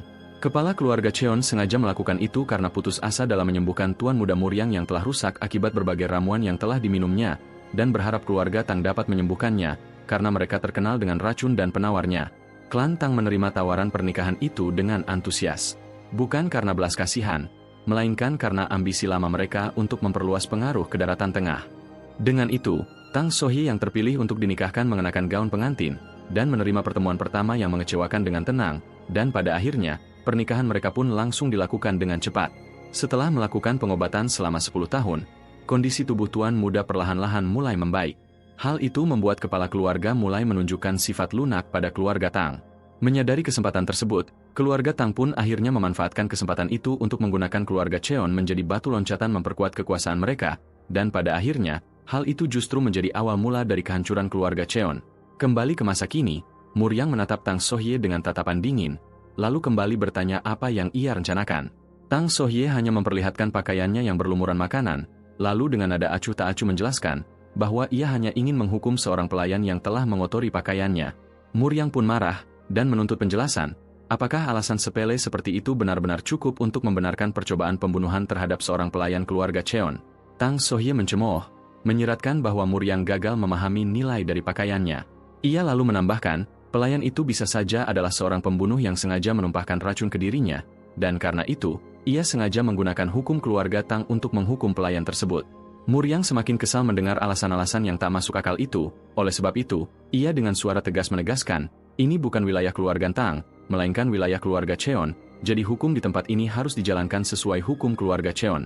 Kemudian, Muryang menyatakan, bahwa Tang Sohye telah melampaui batas dalam wilayah ini, yang berarti ia secara tidak langsung telah menghina keluarga Cheon. Tang Sohye tak diam saja, ia membalikkan apa yang dikatakan oleh Muryang, dengan mengungkapkan bahwa Muryanglah yang telah menghina keluarganya, dengan menyatakan, hanya karena mereka dari keluarga Cheon bukan berarti kewenangan mereka dalam menjalankan hukum keluarga mereka menghilang, dan saat ia menggigit bibirnya, ia tiba-tiba memerintahkan Muryang untuk menghentikannya kalau ia bisa melakukannya. Setelah itu, seorang pengawal tiba-tiba maju sambil mengeluarkan pedangnya. Saat ia melayang serangannya, Muryang langsung menyadari bahwa pengawal tersebut memiliki aura pedang, sesuatu yang hanya dimiliki oleh master sejati. Ketika ia mencoba menangkis serangannya, ekspresi wajahnya terlihat kesulitan. Pengawal tersebut terus menyerang berulang kali, sementara Muryang terus mencoba menangkis serangannya. Melihat hal itu, Wol Yong pun merasa khawatir.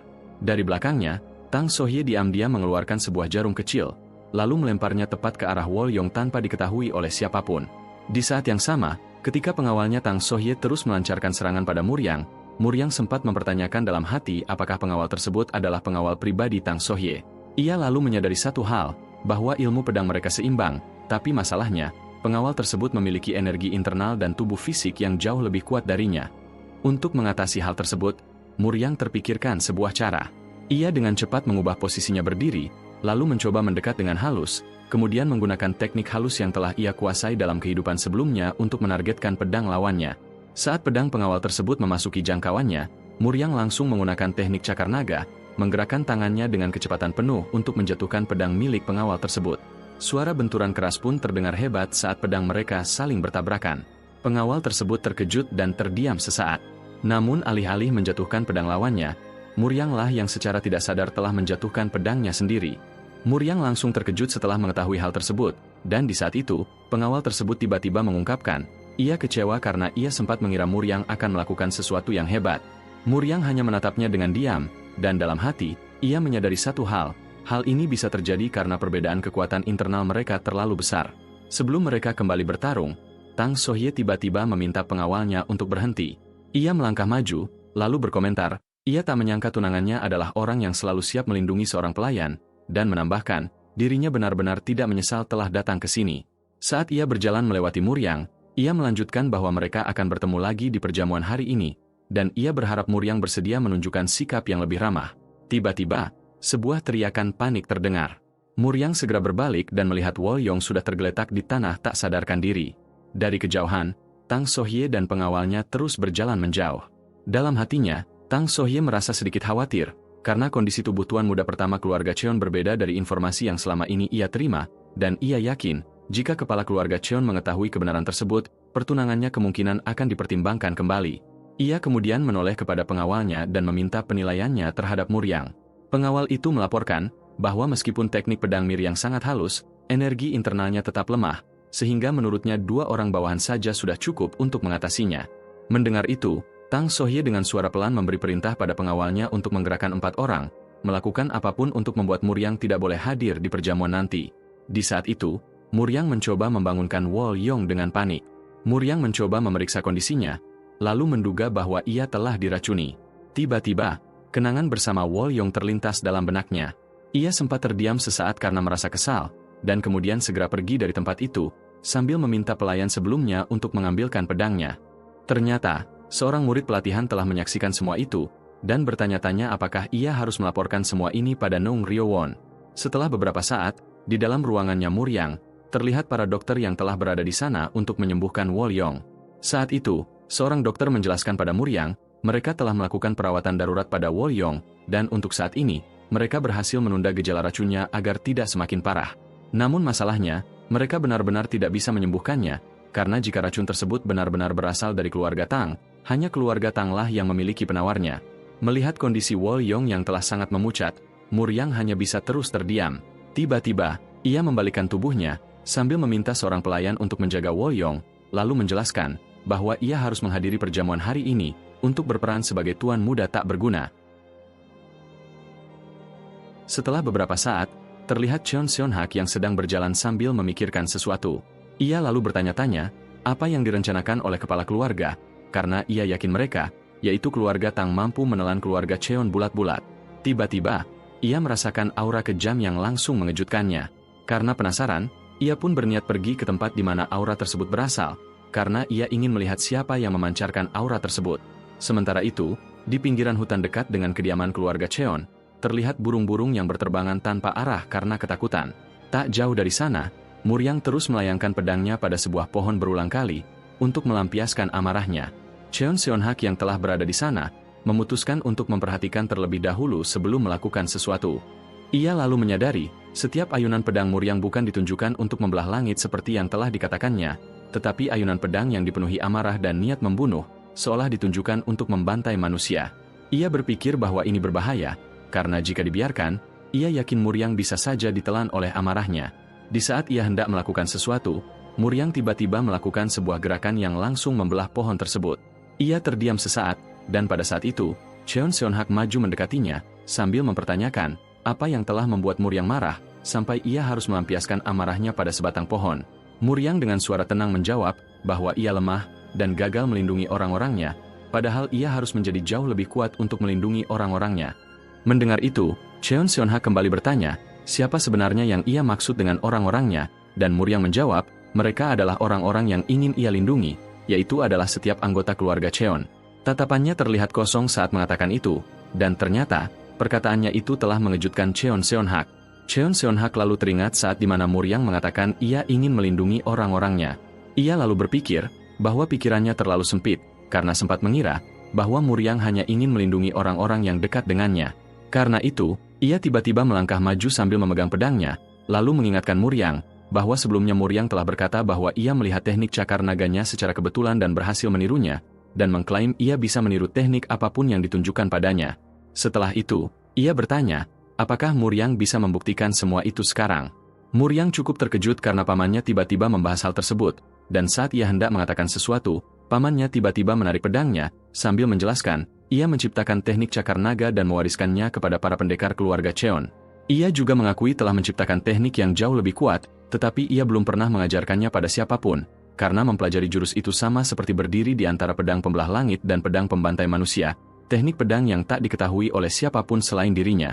Saat ia memancarkan auranya, ia dengan tegas menanyakan, apakah Muryang bisa mempelajarinya hanya dengan melihatnya. Lagi-lagi, sebelum Muryang sempat mengatakan sesuatu, ia langsung mempraktekkan teknik tersebut. Energi kuat terus memancar dari tubuhnya, dan ketika ia maju menerjang ke arah Muryang, ia menyatakan, teknik ini adalah teknik reverse scale slash. Sementara itu, tak jauh dari sana, terlihat beberapa orang yang memakai pakaian pasukan pelatihan keluarga Cheon yang tiba-tiba terkejut, karena melihat pusaran angin yang begitu kuat. Mereka mempertanyakan apa yang terjadi dari arah sana, namun mereka memutuskan untuk mengabaikan hal itu karena mereka harus menyembunyikan pakaian yang mereka kenakan sebelumnya. Ternyata, mereka adalah orang-orang dari keluarga Tang yang diutus untuk menghalangi Muryang pergi ke perjamuan. Mereka telah diberikan sebotol kecil racun oleh nona muda mereka yang katanya dapat melumpuhkan seseorang selama sehari penuh. Saat racun tersebut diminumkan pada seseorang, gejalanya hanya akan terlihat seperti seseorang yang mabuk, bahkan para dokter sekalipun takkan mengetahui penyebabnya. Mereka telah menyusun rencana sempurna untuk membuat tuan muda terlihat seolah-olah pingsan karena mabuk, dan dengan penyamaran ini, mereka yakin mereka takkan ketahuan. Kembali ke tempat sebelumnya, terlihat Muryang yang sedang terkejut, lalu menanyakan, apakah pamannya berniat membunuh keponakannya sendiri. Di belakangnya, banyak pepohonan telah terbelah menjadi dua bagian hanya karena sebuah tebasan pedang. Melihat hal itu, Muryang dalam hati mengakui, teknik reverse scale slash benar-benar sangat kuat. Tiba-tiba, Cheon Seonhak bertanya, apakah Muryang mengetahui perbedaan antara teknik reverse scale slash dan teknik cakar naga? Ia lalu menjelaskan, ketika seorang pendekar pedang semakin mahir menggunakan pedangnya, ia akan merasa bahwa pedangnya telah menjadi bagian dari tubuhnya. Pedang dan tubuh adalah kesatuan, dan itulah yang disebut dengan cakar naga. Ketika ia terus menjelaskan semuanya, Muryang terus mendengarkan semua perkataannya dengan serius, dan ketika penjelasannya sampai pada tahap di mana, terkadang teknik cakar naga tidak akan mampu mengatasi seorang pendekar dengan tingkat kemampuan yang berbeda, ingatan sebelumnya seketika terlintas di benaknya Muryang. Tapi tiba-tiba, Muryang terkejut, karena setelah itu, pamannya menyatakan, ada sebuah cara untuk mengatasi seorang pendekar pedang dengan tingkat kemampuan yang berbeda, yaitu adalah menggunakan teknik reverse scale slash. Kemudian, pamannya menanyakan, apakah ia bisa melakukannya. Saat Muryang menoleh ke arah pepohonan yang telah terbelah menjadi dua bagian, Muryang menyatakan, ia bisa menirunya dan melatihnya sebelum perjamuan dimulai. Mendengar jawabannya, pamannya mengungkapkan bukan itu yang ia maksud, dan melanjutkan, apakah Muryang bersedia melindungi keluarga Cheon seperti ucapannya. Ia sempat terdiam sesaat, dan ketika ia tersenyum kecil, ia menyatakan, ia bisa melakukannya. Pamannya senang mendengarnya, dan ketika ia mulai berjalan pergi, ia mengungkapkan, udara di sekitar sini telah dicemari oleh beberapa tikus, namun ia akan mengabaikannya karena ia akan langsung pergi ke perjamuan yang akan segera diselenggarakan. Muryang menundukkan kepalanya pada pamannya, dan ketika pamannya tidak lagi berada di sana, ia bertanya-tanya, jika para tikus itu memilih untuk bersembunyi, apakah ia harus memaksa mereka memperlihatkan wajah mereka? Ternyata, orang-orang keluarga Tang sedang memperhatikan semuanya, dan Muryang telah mengetahui keberadaan mereka. Mereka menyamar sebagai murid pelatihan, yakin bahwa identitas mereka tidak akan terbongkar. Namun penampilan dan usia mereka justru membuat penyamaran itu terlihat tidak meyakinkan. Tak lama kemudian, ketiga penyusup itu keluar dari persembunyian dan mendekat dengan sikap sopan, membungkuk sambil mengaku sebagai murid pelatihan yang hanya mencari tempat untuk berlatih. Namun Muryang tidak sedikit pun mempercayai mereka. Dengan tenang ia mengangkat pedangnya dan mengarahkannya ke depan, lalu secara belak-belakan menyatakan bahwa wajah mereka yang terlalu tua sudah cukup untuk membuktikan bahwa mereka bukan murid dari keluarganya. Muryang lalu menyatakan bahwa ia telah menghafal wajah dan nama setiap murid pelatihan, dan mereka jelas adalah orang asing. Alih-alih menunjukkan rasa takut, Muryang justru tampak bersemangat, seolah situasi itu hanyalah kesempatan untuk menguji dirinya dalam pertarungan. Menyadari bahwa penyamaran mereka telah gagal total, pemimpin para penyusup itu akhirnya menghentikan sandiwara tersebut dan langsung memerintahkan bawahannya untuk menundukkan tuan muda itu serta memaksanya menelan racun pelumpuh. Sementara ketegangan mulai memuncak di dalam hutan, kehidupan di bagian lain wilayah klan tetap berjalan seperti biasa. Di lapangan latihan yang terpencil, para murid pelatihan yang sebelumnya telah dikalahkan oleh Muryang kini berlatih jauh lebih keras dari sebelumnya, karena kekuatan yang ia tunjukkan telah membangkitkan tekad baru di dalam diri mereka. Di sana, Nung Ryowon berlari tanpa henti, bertekad untuk menjadi lebih kuat agar suatu hari bisa merebut kembali pedang yang telah direbut oleh tuan muda. Bahkan Cham Yong-hok, yang biasanya santai kini memaksakan dirinya menjalani latihan fisik yang berat, mengangkat beban hingga otot-ototnya terasa seperti akan robek. Di seluruh klan, kekuatan Muryang perlahan memicu satu hal yang sama, yaitu obsesi untuk menjadi lebih kuat. Tiba-tiba, seorang murid pelatihan berlari memasuki lapangan dengan wajah panik, berteriak bahwa sesuatu yang buruk telah terjadi.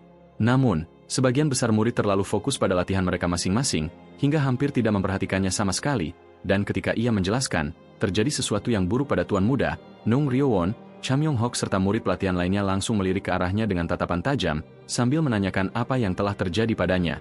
Reaksi yang mereka tunjukkan langsung mengejutkan si pembawa kabar, yang akhirnya menyadari seberapa besar pengaruh dan obsesi yang dimiliki orang-orang ini terhadap Muryang.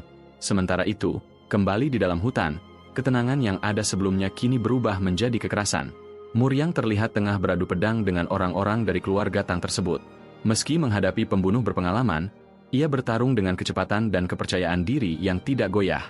Salah satu dari mereka sudah tumbang, sementara dua lainnya masih berusaha mengalahkannya. Muryang bergerak dengan anggun dan presisi, menghindari setiap serangan dengan kecepatan luar biasa, lalu melancarkan serangan balik. Ketika Muryang berhasil menjatuhkan salah satunya lagi, seseorang yang tersisa akhirnya menyadari satu kenyataan pahit, semua rumor tentang tuan muda pertama keluarga Cheon sepenuhnya salah. Dengan tenang, Muryang berdiri menatapnya, kemudian bertanya, apakah mereka sudah siap mengakui tujuan sebenarnya mereka sekarang? Namun, orang itu menolak, dan dengan santai menyatakan, tanpa bukti, Muryang takkan pernah tahu identitas mereka. Mendengar itu, Muryang menjawab dengan tenang namun penuh keyakinan, menjelaskan bahwa ia tidak memerlukan bukti apapun, karena hanya keluarga Tanglah yang berani melakukan hal-hal seperti ini. Ucapan itu langsung membuat orang itu terdiam sejenak, bukan hanya karena penalarannya yang tajam, tetapi juga karena sikap Muryang yang sama sekali tidak menunjukkan rasa takut. Namun, begitu Muryang mengungkapkan, berkat mereka, ia akhirnya memiliki alasan untuk membatalkan pertunangan dengan nona muda mereka, orang itu seketika menyatakan bahwa Muryang masih sangat naif seperti dulu. Mendengar perkataannya, Muryang tersenyum, karena memiliki firasat bahwa ia akan berhasil melakukannya kali ini. Di saat itu, ia segera memposisikan tubuhnya, lalu menerjang ke depan sambil mengayunkan pedangnya, untuk mencoba apakah kali ini ia akan berhasil menggunakan teknik reverse scale slash. Melihat hal itu, orang keluarga Tang tersebut langsung berusaha menahan serangan itu dengan seluruh kekuatannya, tetapi kekuatan di balik tebasan tersebut jauh melampaui perkiraannya hingga benturan itu menciptakan gelombang kejut yang menyapu hutan, membuat burung-burung beterbangan dan pepohonan bergetar hebat.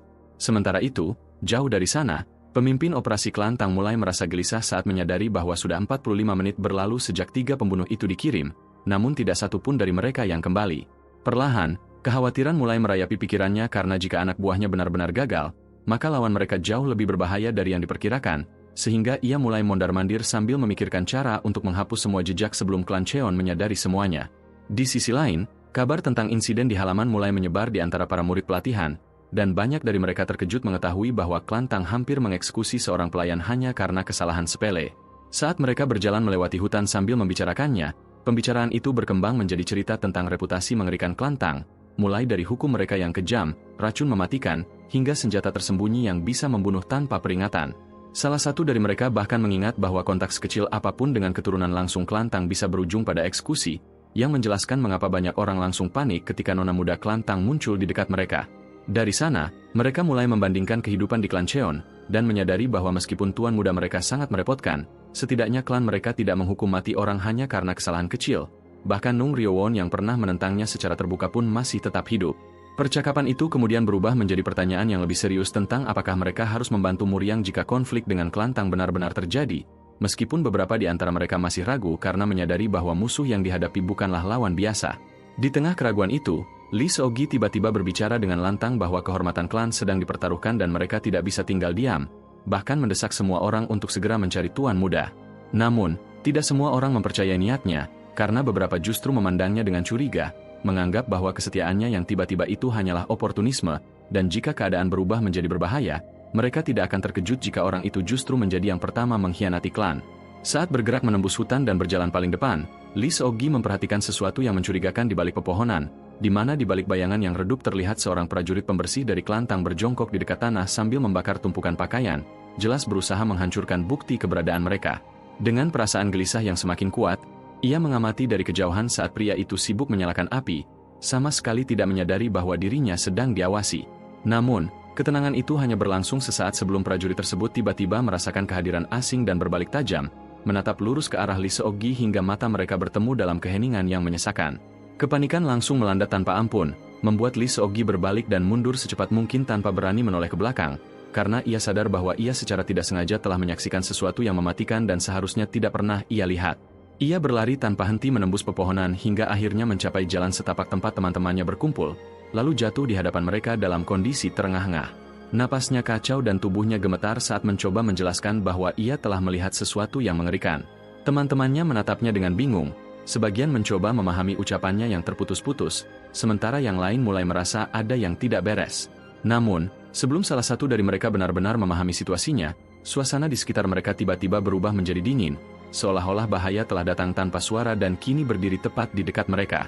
Di saat itu, orang dari klan Tang tersebut melompat ke udara dengan pedang terhunus, bertekad untuk melenyapkan setiap saksi atas tindakannya, dan akhirnya, beberapa murid pelatihan dari keluarga Cheon langsung terbunuh tanpa ampun karena ulahnya. Setelah itu, pria itu kembali maju menerjang ke arah Lee Seok-gi, karena ia berniat untuk membunuhnya saat ini juga. Tak tinggal diam, Cham Yong-hok segera maju dan berhasil menangkis serangannya, sebelum mengenai Lee Seok-gi. Melihat hal tersebut, orang dari keluarga Tang tersebut terkejut, karena tidak menyangka ada seorang murid pelatihan yang bisa menahan pedangnya. Di saat itu, seorang murid pelatihan maju untuk menyerangnya. Ia dengan cepat menjauh untuk menghindar, lalu menanyakan apakah mereka benar-benar adalah murid pelatihan biasa. Seorang murid menjelaskan, mereka kuat karena mereka bukan murid pelatihan biasa.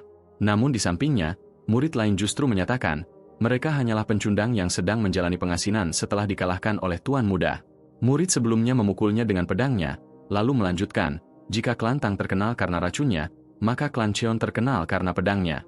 Ilmu pedang yang mereka gunakan adalah ilmu pedang luar biasa bernama teknik pedang ganda yang diajarkan langsung oleh Komandan Besar Cheon Seon-hak, dan dari 10 murid pelatihan terbaik, hanya 5 murid terbaik yang dipilih untuk mempelajari teknik pedang tersebut. Murid di sampingnya membenarkannya, dan dengan serius menegaskan, ia tidak termasuk salah satunya dari 5 murid terbaik. Setelah mendengarkan semua perkataan mereka, orang dari keluarga Tang tersebut tetap menganggap bahwa mereka hanyalah murid pelatihan biasa, dan begitu ia bersiap menyerang, ia terkejut karena murid pelatihan yang telah ia kalahkan sebelumnya tiba-tiba bangkit di dekatnya. Ia semakin terkejut, setelah menyadari, bahwa kedua murid itu sebenarnya diam-diam berhasil menahan serangannya. Dengan cepat, murid-murid pelatihan langsung mengelilinginya. Ia sama sekali tak takut pada mereka, dan ia bertekad, akan membuat mereka sadar betapa menakutkannya dunia dan perbedaan level di antara mereka. Namun setelah beberapa saat, terlihat ia yang telah babak belur, sambil digendong oleh seorang murid pelatihan. Tiba-tiba, Lee Seok-gi mengungkapkan bahwa ia sakit perut. Saat berjalan pergi, ia meminta teman-temannya untuk duluan karena ia ingin buang air terlebih dahulu. Rupanya, ia ingin memeriksa pakaian yang dibakar oleh orang keluarga Tang itu, dan memutuskan untuk membawanya karena berpikir pakaian tersebut akan berguna nanti. Sementara itu, saat murid pelatihan lainnya terus berjalan dengan perlahan, dan berpikir bahwa mereka harus mencari tuan muda terlebih dahulu, mereka terkejut karena menemukan tuan muda bersama seseorang yang telah pingsan. Sore harinya, menjelang malam, di mana di tempat itulah perjamuan keluarga Cheon dengan keluarga Tang akan dilangsungkan, terlihat kepala keluarga Cheon yang memasuki aula tersebut sambil dikawal oleh orang-orangnya. Ia memiliki wibawa yang hebat, pantas disebut sebagai kepala keluarga Cheon, dan banyak orang mengakuinya dan terkesima padanya. Setelah berdiri tepat di hadapan singgasananya, ia segera menyambut para tamu yang telah hadir, lalu menyatakan, sebelum ia memulai perjamuannya, ia ingin menyambut tamu spesial terlebih dahulu. Kemudian, seseorang segera mengumumkan, putri bangsawan keluarga Tang memasuki ruangan. Orang-orang keluarga Tang memasuki ruangan, dan di saat itu, para tamu sungguh tak menyangka, tamu spesial keluarga Cheon adalah keluarga Tang. Setelah Tang Sohye dan para pengawalnya memasuki ruangan, kepala keluarga Cheon menyatakan, keluarga Cheon ingin mengembangkan dan mempererat hubungan dengan keluarga Tang, dan di saat itu, ia langsung mengumumkan pernikahan kedua keluarga mereka. Para tamu terkejut dan saling mempertanyakan siapa yang akan menikah, dan saat mereka terus membicarakan hal itu, Cheon Seon-hak hanya bisa menyimak sambil memejamkan matanya. Pada saat yang sama, Tang Sohye seketika tersenyum, karena kepala keluarga Tang telah mengumumkan pernikahannya secara resmi, ia yakin keluarga Cheon tidak bisa membatalkannya. Melihat putranya tidak berada di tempat itu, kepala keluarga Cheon menanyakan pada seorang prajuritnya tentang keberadaannya, padahal ia sudah memerintahkannya untuk hadir apapun yang terjadi. Prajuritnya menjawab, ia telah menyuruh seorang pelayan untuk mencarinya di kediamannya. Namun, pelayan itu tidak dapat menemukannya. Mendengar percakapan mereka, seorang prajurit keluarga Tang diam-diam berbisik pada nona mudanya, bahwa tuan muda keluarga Cheon kemungkinan besar telah ditangani dengan baik, dan ia telah menempatkan orang-orang mereka di luar untuk berjaga-jaga. Hari semakin gelap, perjamuan terus berlangsung, dan akhirnya sampai di mana perjamuan akan berakhir. Kepala keluarga Cheon berdiri, menghela nafasnya, lalu berterima kasih pada para tamu karena telah meluangkan waktu untuk hadir. Tiba-tiba, ia terdiam, karena mendengar suara keributan dari luar. Kemudian, seorang prajurit keluarga Tang terdorong masuk dari pintu masuk, yang langsung mengejutkan semua orang. Setelah itu, seseorang memasuki aula, sambil mengatakan, beraninya orang luar menghalangi jalannya. Melihat kedatangan orang itu, Tang Sohye menggigit bibirnya, karena rupanya, orang itu adalah tuan muda pertama yang diikuti oleh para murid pelatihan dari belakangnya. Para tamu mempertanyakan, siapa pria yang berjalan paling depan, dan mereka sadar, orang-orang yang mengikutinya dari belakang adalah murid pelatihan keluarga Cheon karena mereka memakai pakaian murid pelatihan. Dengan cepat, Cham Yong-hok maju ke depan, dan sambil mengangkat pedangnya, ia mengumumkan, tuan muda pertama keluarga Cheon memasuki ruangan. Kepala keluarga Cheon sempat tak percaya bahwa pria itu adalah tuan muda. Namun, Cheon Seon-hak langsung membenarkan bahwa pria itu benar-benar Cheon Muryang. Kepala keluarga Cheon terkejut, karena ia tidak menyangka, Cheon Muryang bisa berubah seperti ini hanya dalam beberapa bulan selama ia tidak ada, dan mempertanyakan apa yang telah terjadi padanya. Muryang berjalan mendekatinya, dan saat ia telah berada tepat di hadapannya, kepala keluarga menanyakan alasan di balik keributan ini. Muryang terdiam sesaat, karena berpikir, jika dirinya ingin mengambil penawar racun dari Tang Sohye, ia harus membatalkan pertunangan dengannya meskipun pertunangan tersebut baru diumumkan. Setelah itu, ia dengan tegas mengungkapkan bahwa ia ingin membatalkan pertunangannya. Para tamu terkejut karena pernyataan tersebut, dan mempertanyakan keputusan apa yang akan diambil oleh kepala keluarga Cheon, sementara Tang Sohye hanya bisa menyimak apa yang sedang mereka bicarakan. Ketika kepala keluarga menanyakan alasannya, Muryang segera menceritakan semuanya, bahwa keluarga Tang mencoba membunuh pelayannya, dan mereka melakukan di dalam wilayah keluarga Cheon sendiri. Ia telah turun tangan untuk menghentikan mereka, namun, meskipun dirinya telah memperkenalkan dirinya sebagai tuan muda pertama keluarga Cheon, mereka tetap mengabaikannya dan justru menyerangnya. Saat ia sedang bertarung melawan prajurit keluarga Tang, seseorang dari keluarga Tang diam-diam meracuni pelayannya, dan saat ini, kondisi pelayannya sedang dalam bahaya. Tiba-tiba, Tang Sohye angkat bicara. Ia menyatakan itu semua terjadi karena pelayan tersebut telah mengotori pakaiannya, dan ia mencoba menghukumnya sesuai hukum keluarganya, dan di kalimat terakhir, ia menanyakan apakah memang pantas melakukan semua ini hanya karena seorang pelayan. Mendengar itu, Muryang dengan tegas menegaskan, dia bukan hanya seorang pelayan, melainkan adalah orangnya. Tang Sohye hanya bisa menggertakkan giginya mendengar semua itu, sementara kepala keluarga Cheon sedikit terkejut, karena ini pertama kalinya ia mendengar Muryang mengatakan sesuatu seperti itu. Namun tiba-tiba, ia mengungkapkan bahwa ia sangat memahami dan menghormati hukum keluarga Tang. Ia mengakui bahwa pelayan keluarga Cheon telah melakukan kesalahan, dan karena keluarga Tang tidak bisa menegakkan hukum keluarga mereka di tempat ini, ia bisa menerima bahwa semua yang dilakukan oleh keluarga Tang adalah pembelaan diri. Tang Sohye sedikit lega mendengar perkataannya, dan setelah itu, kepala keluarga Cheon melanjutkan, karena semua itu, ia tidak akan mempermasalahkan hal tentang pelayan tersebut. Muryang mencoba membela diri, namun sebelum ia bisa mengatakan sesuatu, kepala keluarga Cheon menyelanya, dengan menyatakan, meskipun keadaan pelayannya sangat disayangkan, hal itu takkan bisa menjadi alasan untuk membatalkan pertunangan yang telah disepakati oleh dua keluarga. Tang Sohye tersenyum lega karena kepala keluarga Cheon berani membelanya, namun tiba-tiba, ekspresi kepala keluarga Cheon berubah, lalu mempertanyakan, apakah memang benar keluarga Tang berani menyerang Muryang meskipun mereka telah mengetahui identitasnya, dan menambahkan, ini bisa menjadi alasan kuat untuk membatalkan pertunangan. Pertanyaan tersebut ditunjukkan langsung pada Tang Sohye, dan kepala keluarga Cheon memintanya untuk menjawabnya dengan hati-hati. Muryang melihat ini adalah sebuah kesempatan, namun di saat itu, Tang Sohye justru dengan tegas menyangkal hal tersebut, menjelaskan tuan muda ikut campur hanya saat pengawalnya mengeluarkan pedang untuk menghukum pelayan tersebut, dan akhirnya terjadi keributan sesaat. Seorang murid pelatihan yang telah menyaksikan semua kejadian itu tidak diam saja, ia langsung melaporkan semua yang ia lihat, bahwa sudah jelas serangan tersebut ditunjukkan langsung pada tuan muda. Tang Sohye meminta bukti kuat atas kesaksiannya, dan murid tersebut hanya menjawab bahwa ia hanya mengatakan apa yang ia lihat dengan mata kepalanya sendiri. Tang Sohye terus menyangkal semua perkataannya, dan menyatakan bahwa murid tersebut adalah orangnya tuan muda, dan sudah jelas ia sedang berbohong untuk membela tuan muda. Tang Sohye juga menyatakan, jika murid tersebut berani mengucapkan omong kosong lagi, ia akan menuntutnya karena berani memberikan kesaksian palsu. Melihat Tang Sohye terus memutarbalikkan fakta, Muryang tiba-tiba meminta murid-murid pelatihan untuk membawa orang-orang keluarga Tang yang telah mereka tangkap. Tang Sohye terkejut saat melihat orang-orang yang ia kirim untuk meracuni Muryang diseret masuk ke dalam, dan saat mereka semua telah berada di dalam ruangan, Cham Yong-hok langsung menjelaskan pada kepala keluarga Cheon, bahwa orang-orang ini adalah orang-orang keluarga Tang yang menyamar sebagai murid pelatihan untuk meracuni tuan muda. Kepala keluarga Cheon terkejut, dan di saat yang sama, Cham Yong-hok melanjutkan, mereka membawa botol mencurigakan. Dirinya dan murid pelatihan lain memutuskan untuk mengujinya pada salah seorang dari mereka, dan orang itu justru berakhir dalam keadaan mabuk berat. Karena itu, mereka sangat yakin, orang-orang itu berencana membuat skenario untuk membuat tuan muda berakhir dalam keadaan mabuk berat, agar tuan muda tidak bisa menghadiri perjamuan ini. Kemudian, Nung Ryowon menambahkan, dari awal, rencana mereka sudah gagal total, karena selama beberapa bulan terakhir, tuan muda tidak pernah menyentuh alkohol sedikitpun, dan hanya berlatih setiap hari dan memegang pedang tanpa pernah absen sehari pun. Ia lalu bersumpah, dirinya dan semua murid pelatihan bisa bersaksi tentang itu, dan jika perlu, ia berani mempertaruhkan nyawanya hanya untuk kesaksian dirinya. Kepala keluarga Cheon terdiam sesaat setelah mendengar kata-katanya, namun di sisi lain, Tang Sohye terus mendesak Muryang untuk memberikan bukti yang jelas. Muryang menyatakan bahwa ia sungguh tidak tahu malu, lalu menyuruhnya tenang karena ia memiliki bukti. Kemudian, Cham Yong-hok menceritakan, menurut balai medis, sebotol obat yang mereka temukan adalah obat rahasia yang mengandung anestesi dan racun yang melumpuhkan. Balai medis tidak bisa mengetahui kombinasi racun dan tidak dapat menemukan metode pembuatannya, dan menurut mereka, obat tersebut sudah pasti berasal dari keluarga Tang karena hanya keluarga Tang lah yang bisa menciptakan obat seperti itu. Mendengar semua itu, para tamu mulai saling berbisik. Mereka mempertanyakan apakah rumor-rumor tentang keluarga Tang yang telah tersebar di mana-mana memang benar, dan ada juga yang mengatakan bahwa mereka harus menjauhi keluarga Tang.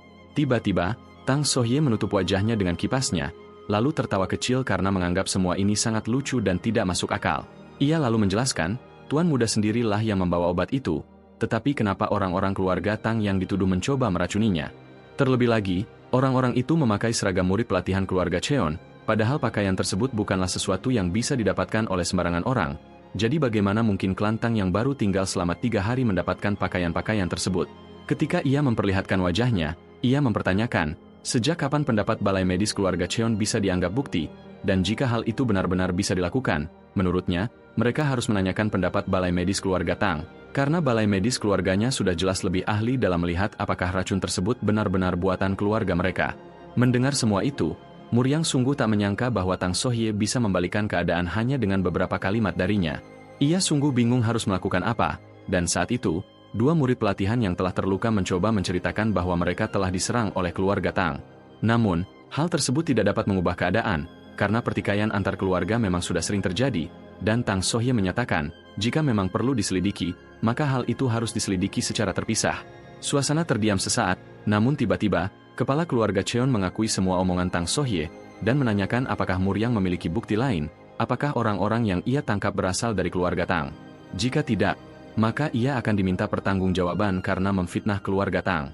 Terlebih lagi, ia telah membuat tuduhan palsu untuk membatalkan pertunangan, di mana itu merupakan kejahatan berat yang harus dihukum seberat-beratnya, karena hal itu dapat mengganggu urusan besar antar kedua keluarga. Kepala keluarga Cheon lalu melanjutkan, jika Muryang tetap tidak memiliki alasan yang benar untuk membela diri, status sebagai tuan muda pertama akan dicabut dan diusir, dan ia bahkan bisa diserahkan pada keluarga Tang untuk dihukum. Setelah itu, kepala keluarga Cheon menanyakan untuk terakhir kalinya, apakah Muryang memiliki bukti. Muryang hanya bisa terdiam sesaat, menyadari bahwa situasinya benar-benar buruk karena ia tidak memiliki bukti apapun yang bisa ia tunjukkan sekarang. Ia juga sadar, bahkan jika semua kebenarannya akan terungkap setelah penyelidikan resmi, itu semua sudah terlambat untuk membatalkan pertunangan, dan Wolyong kemungkinan besar sudah tak bisa bertahan. Saat ia menoleh ke arah para murid pelatihan, karena berpikir mereka kemungkinan besar akan mendapatkan hukuman yang jauh lebih berat darinya jika penyelidikannya gagal, perhatiannya langsung tertuju pada Lee Seok-gi karena ia satu-satunya yang terlihat santai di situasi ini. Ketika ia terus memperhatikannya, ia secara tidak sengaja melihat, Lee Seok-gi sedang menyembunyikan sesuatu di dalam pakaiannya, dan ia langsung menduga, bahwa apa yang ia sembunyikan adalah pakaian orang-orang keluarga Tang.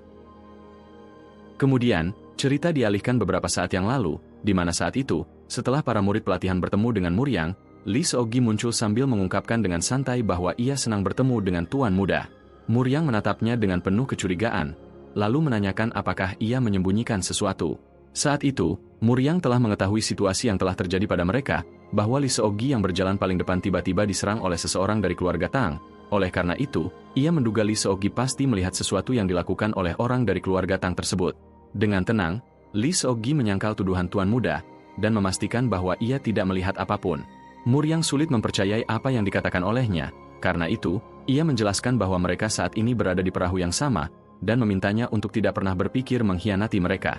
Untuk meyakinkan tuan muda, Lee Seok-gi perlahan membalikan tubuhnya untuk menyembunyikan ekspresinya, lalu bersumpah, jika ia berani mengkhianati mereka, maka ia akan langsung menderita penyimpangan Qi. Kembali ke masa kini, terlihat Muryang yang sudah sangat kesal, karena ia dapat mengetahui bahwa Lee Seok-gi benar-benar berencana mengkhianatinya. Saat ia menatap telapak tangannya dan mencoba menenangkan dirinya, ia tiba-tiba menjelaskan kepada kepala keluarga bahwa semua yang telah ia katakan adalah kenyataan. Namun, meskipun kenyataan tersebut tidak dapat dipercayai oleh kepala keluarga, ia memohon untuk menghukumnya saja dan mengampuni para murid pelatihan. Sayangnya, permohonannya ditolak mentah-mentah, karena bersekongkol dalam mengganggu urusan antar keluarga merupakan kejahatan berat dan harus dihukum seberat-beratnya. Karena itu, kepala keluarga Cheon menegaskan, ketujuh murid pelatihan yang bersama Muryang akan dihukum dengan keras. Mendengar kata tujuh, Lee Seok-gi sempat terdiam. Ia diam-diam menghitung berapa jumlah murid pelatihan yang ada di tempat ini, dan saat ia benar-benar yakin bahwa mereka berjumlah 7 orang bersama dirinya, ia jelas langsung terkejut khawatir. Kekhawatirannya meningkat ketika Muryang dengan sengaja menanyakan, apakah dia, Lee Seok-gi, seseorang yang memimpin murid pelatihan lainnya dalam membantunya akan mendapat hukum yang jauh lebih berat. Kepala keluarga membenarkannya, dan menjelaskan, jika tuduhan yang mereka buat terbukti palsu, Lee Seok-gi bahkan bisa dieksekusi. Hal itu membuat Lee Seok-gi tak bisa berkata-kata karena sudah sangat khawatir. Ia mengaku dalam hati bahwa ia memiliki bukti, yaitu pakaian orang-orang keluarga Tang yang sedang ia sembunyikan dalam pakaiannya. Ia berencana menyerahkannya pada keluarga Tang karena berencana memulai semuanya dari awal untuk menjadi murid di sana. Sebelumnya, ia memiliki 2 pilihan, yaitu, menyerahkan buktinya, menerima tepuk dan kembali hidup sebagai murid pelatihan keluarga Cheon tanpa dukungan siapapun, atau, menyembunyikan buktinya, kemudian menyerahkannya kepada keluarga Tang untuk membuka jalan menuju kesuksesan sebagai murid keluarga Tang. Kini, pilihan keduanya, yaitu rencana utamanya tidak berjalan sesuai perkiraannya, karena jika ia tidak menyerahkan buktinya pada kepala keluarga Cheon, ia yakin dirinya akan berakhir dieksekusi. Ketika ia terus memikirkan jalan keluar, tuan muda tiba-tiba dengan santai mengungkapkan, ketujuh murid pelatihan dan dirinya berada di perahu yang sama, oleh karena itu, ia memohon untuk membunuh mereka semua sekaligus, dan jelas, hal tersebut langsung mengejutkan semua murid pelatihan. Muryang kemudian membuat permintaan, karena mereka akan dieksekusi, ia ingin pihak kepala keluarga melakukannya dengan semenyakitkan mungkin, diawali dengan mencabut kuku mereka, mencungkil mata, mencabut lidah, hingga membelah perut sampai isi perut mereka keluar, agar hal yang sama tidak terulang di masa depan. Saat Muryang terus mengatakan sesuatu yang menakutkan dengan santai, Lee Seok-gi yang sudah sangat khawatir, akhirnya mengaku bahwa ia memiliki bukti. Mendengar itu, Muryang seketika tersenyum, karena akhirnya, rencananya berjalan lancar. Di sisi lain, kepala keluarga Cheon dan Tang So-hye tiba-tiba terkejut, dan di saat itu, Lee Seok-gi langsung menunjukkan pakaian orang-orang keluarga Tang. Ia kemudian menceritakan, ketika ia yang berjalan paling depan naik ke bukit kecil dan menoleh ke bawah, ia secara tidak sengaja melihat seorang dari keluarga Tang berusaha membakar pakaian tersebut. Ia yakin pakaian tersebut merupakan pakaian milik orang-orang yang menyergap tuan muda, karena saat seseorang yang tengah membakar pakaian tersebut menyadari keberadaannya, ia langsung mengejar dirinya dan berakhir melukai 2 murid pelatihan yang ada bersamanya. Di kalimat terakhir, Lee Seok-gi menjelaskan bahwa ini adalah masalah serius, sehingga ia baru melaporkannya sekarang setelah memastikan semuanya. Wajahnya dipenuhi keringat dan nafasnya terengah-engah saat melaporkan semua itu, dan sisi lain, semua murid pelatihan terlihat tengah menatapnya dengan wajah memerah karena terharu tak menyangka ia akan melakukan ini. Tiba-tiba, seorang pengawal keluarga Tang maju, mendorong seorang murid pelatihan yang menghalangi jalan. Kemudian, Tang So-hye dan pengawal tersebut berjalan mendekati Lee Seok-gi. Setelah memastikan bahwa pakaian tersebut benar-benar milik keluarganya, Tang So-hye yang menyembunyikan ekspresinya seketika marah karena pengawal yang ia tunjuk tak bisa menangani hal ini dengan benar. Ia lalu mengaku bahwa itu memang merupakan pakaian keluarganya, namun, ia tak mempercayai bahwa pakaian tersebut milik orang-orang yang mereka tangkap karena mereka tidak memiliki bukti yang bisa membenarkannya. Ia lalu menyatakan, jika Lee Seok-gi tidak bisa menunjukkan buktinya, maka ia tidak akan tinggal diam dan menuntut Lee Seok-gi karena berani membuat tuduhan palsu. Tidak tinggal diam, Muryang berjalan mendekatinya sambil memperingatinya untuk menjaga mulutnya, kecuali jika ia memang ingin dituntut karena memutarbalikkan fakta. Muryang kemudian berbisik padanya, memperingatinya bahwa keluarga Cheon memiliki anjing pelacak sangat terlatih, yang sudah pasti bisa melacak bau, dan menanyakan pendapat Tang So-hye tentang apa yang akan terjadi jika anjing tersebut dibawa ke sini. Peringatan tersebut membuat Tang So-hye menggertakkan gigi karena mempercayai omongannya. Ia bisa percaya karena keluarga Tang juga memiliki anjing seperti itu yang bahkan bisa melacak bau sehelai sutra yang terkubur sedalam 3 kaki di bawah tanah. Pada saat itu, Muryang mengulurkan tangannya meminta penawar racunnya sekarang dan membatalkan pertunangan mereka dengan baik-baik. Jika tidak, ia mengancam akan membawa anjing pelacak tersebut ke sini.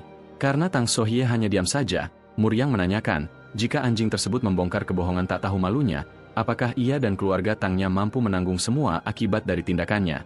Ketika Tang So-hye mencoba memikirkan sesuatu, ia bertanya balik pada Muryang, apakah ia siap menjadikan keluarga Tang sebagai musuhnya hanya karena seorang pelayan. Muryang tetap mengulurkan tangannya, dan dengan ekspresi tanpa keraguan sedikitpun, ia mendesaknya untuk memberikan penawarnya sekarang juga. Tang So-hye hanya bisa terdiam dan menggertakkan giginya, dan tiba-tiba, tetua keluarga Tang yang sedang duduk, berdiri memukul meja dengan keras, menuntut penjelasan kenapa pertunangan yang sudah disepakati harus diperdebatkan. Perlahan, energi ungu memancar dari tubuhnya. Energi tersebut begitu pekat dan kuat, hingga membuat para tamu terkejut karena mereka mengetahui energi tersebut hanya bisa dipancarkan oleh master tingkat tinggi yang telah mencapai puncak. Tetua keluarga Tang benar-benar sudah sangat marah, karena tak menyangka keluarga Cheon berani memperlakukan tamu terhormat seburuk ini.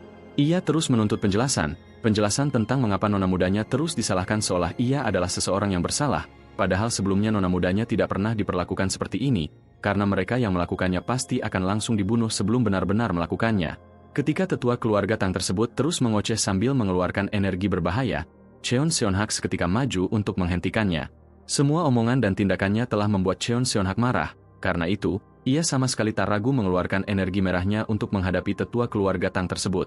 Perlahan, energi ungu milik tetua keluarga Tang memudar. Ia semakin marah, oleh karena itu, ia langsung bersiap menarik pedangnya. Melihat hal tersebut, Cheon Seon-hak juga langsung mempersiapkan dirinya, dan di saat yang sama, pengawal keluarga Tang dan pengawal keluarga Cheon langsung melakukan hal yang sama. Situasi semakin memanas di antara kedua belah pihak, sementara para tamu terlihat tengah kebingungan, karena tak menyangka sesuatu seperti ini akan terjadi. Pada saat itu, kepala keluarga Cheon yang sedari tadi diam saja tiba-tiba angkat bicara. Ia meminta tetua keluarga Tang untuk meredakan amarahnya, dan menjelaskan, pertunangan yang telah disepakati tidak boleh dibatalkan oleh salah satu pihak, kecuali pihak lain telah melakukan kesalahan besar. Tetua keluarga Tang menganggap penjelasan tersebut sangat aneh, seolah terdengar kepala keluarga Cheon tengah menyatakan bahwa keluarga Tang telah melakukan kesalahan besar dan mengumumkan pembatalan pertunangan tersebut. Ia benar-benar tak terima, tetapi sebelum ia bisa melakukan sesuatu atau mengatakan hal selanjutnya, kepala keluarga Cheon tiba-tiba memancarkan energi yang benar-benar aneh. Energi tersebut berwarna-warni seperti pelangi, dan walaupun energi tersebut terlihat indah, energi tersebut sebenarnya sangat berbahaya. Dengan cepat, energi tersebut semakin kuat, dan tiba-tiba, 5 bayangan pedang muncul tepat di belakangnya. Para tamu sungguh sulit mempercayai apa yang sedang mereka saksikan, dan tepat saat itu, kepala keluarga Cheon menyatakan, segala hal memiliki batasan, dan memerintahkan tetua keluarga Tang untuk berhenti menguji kesabarannya.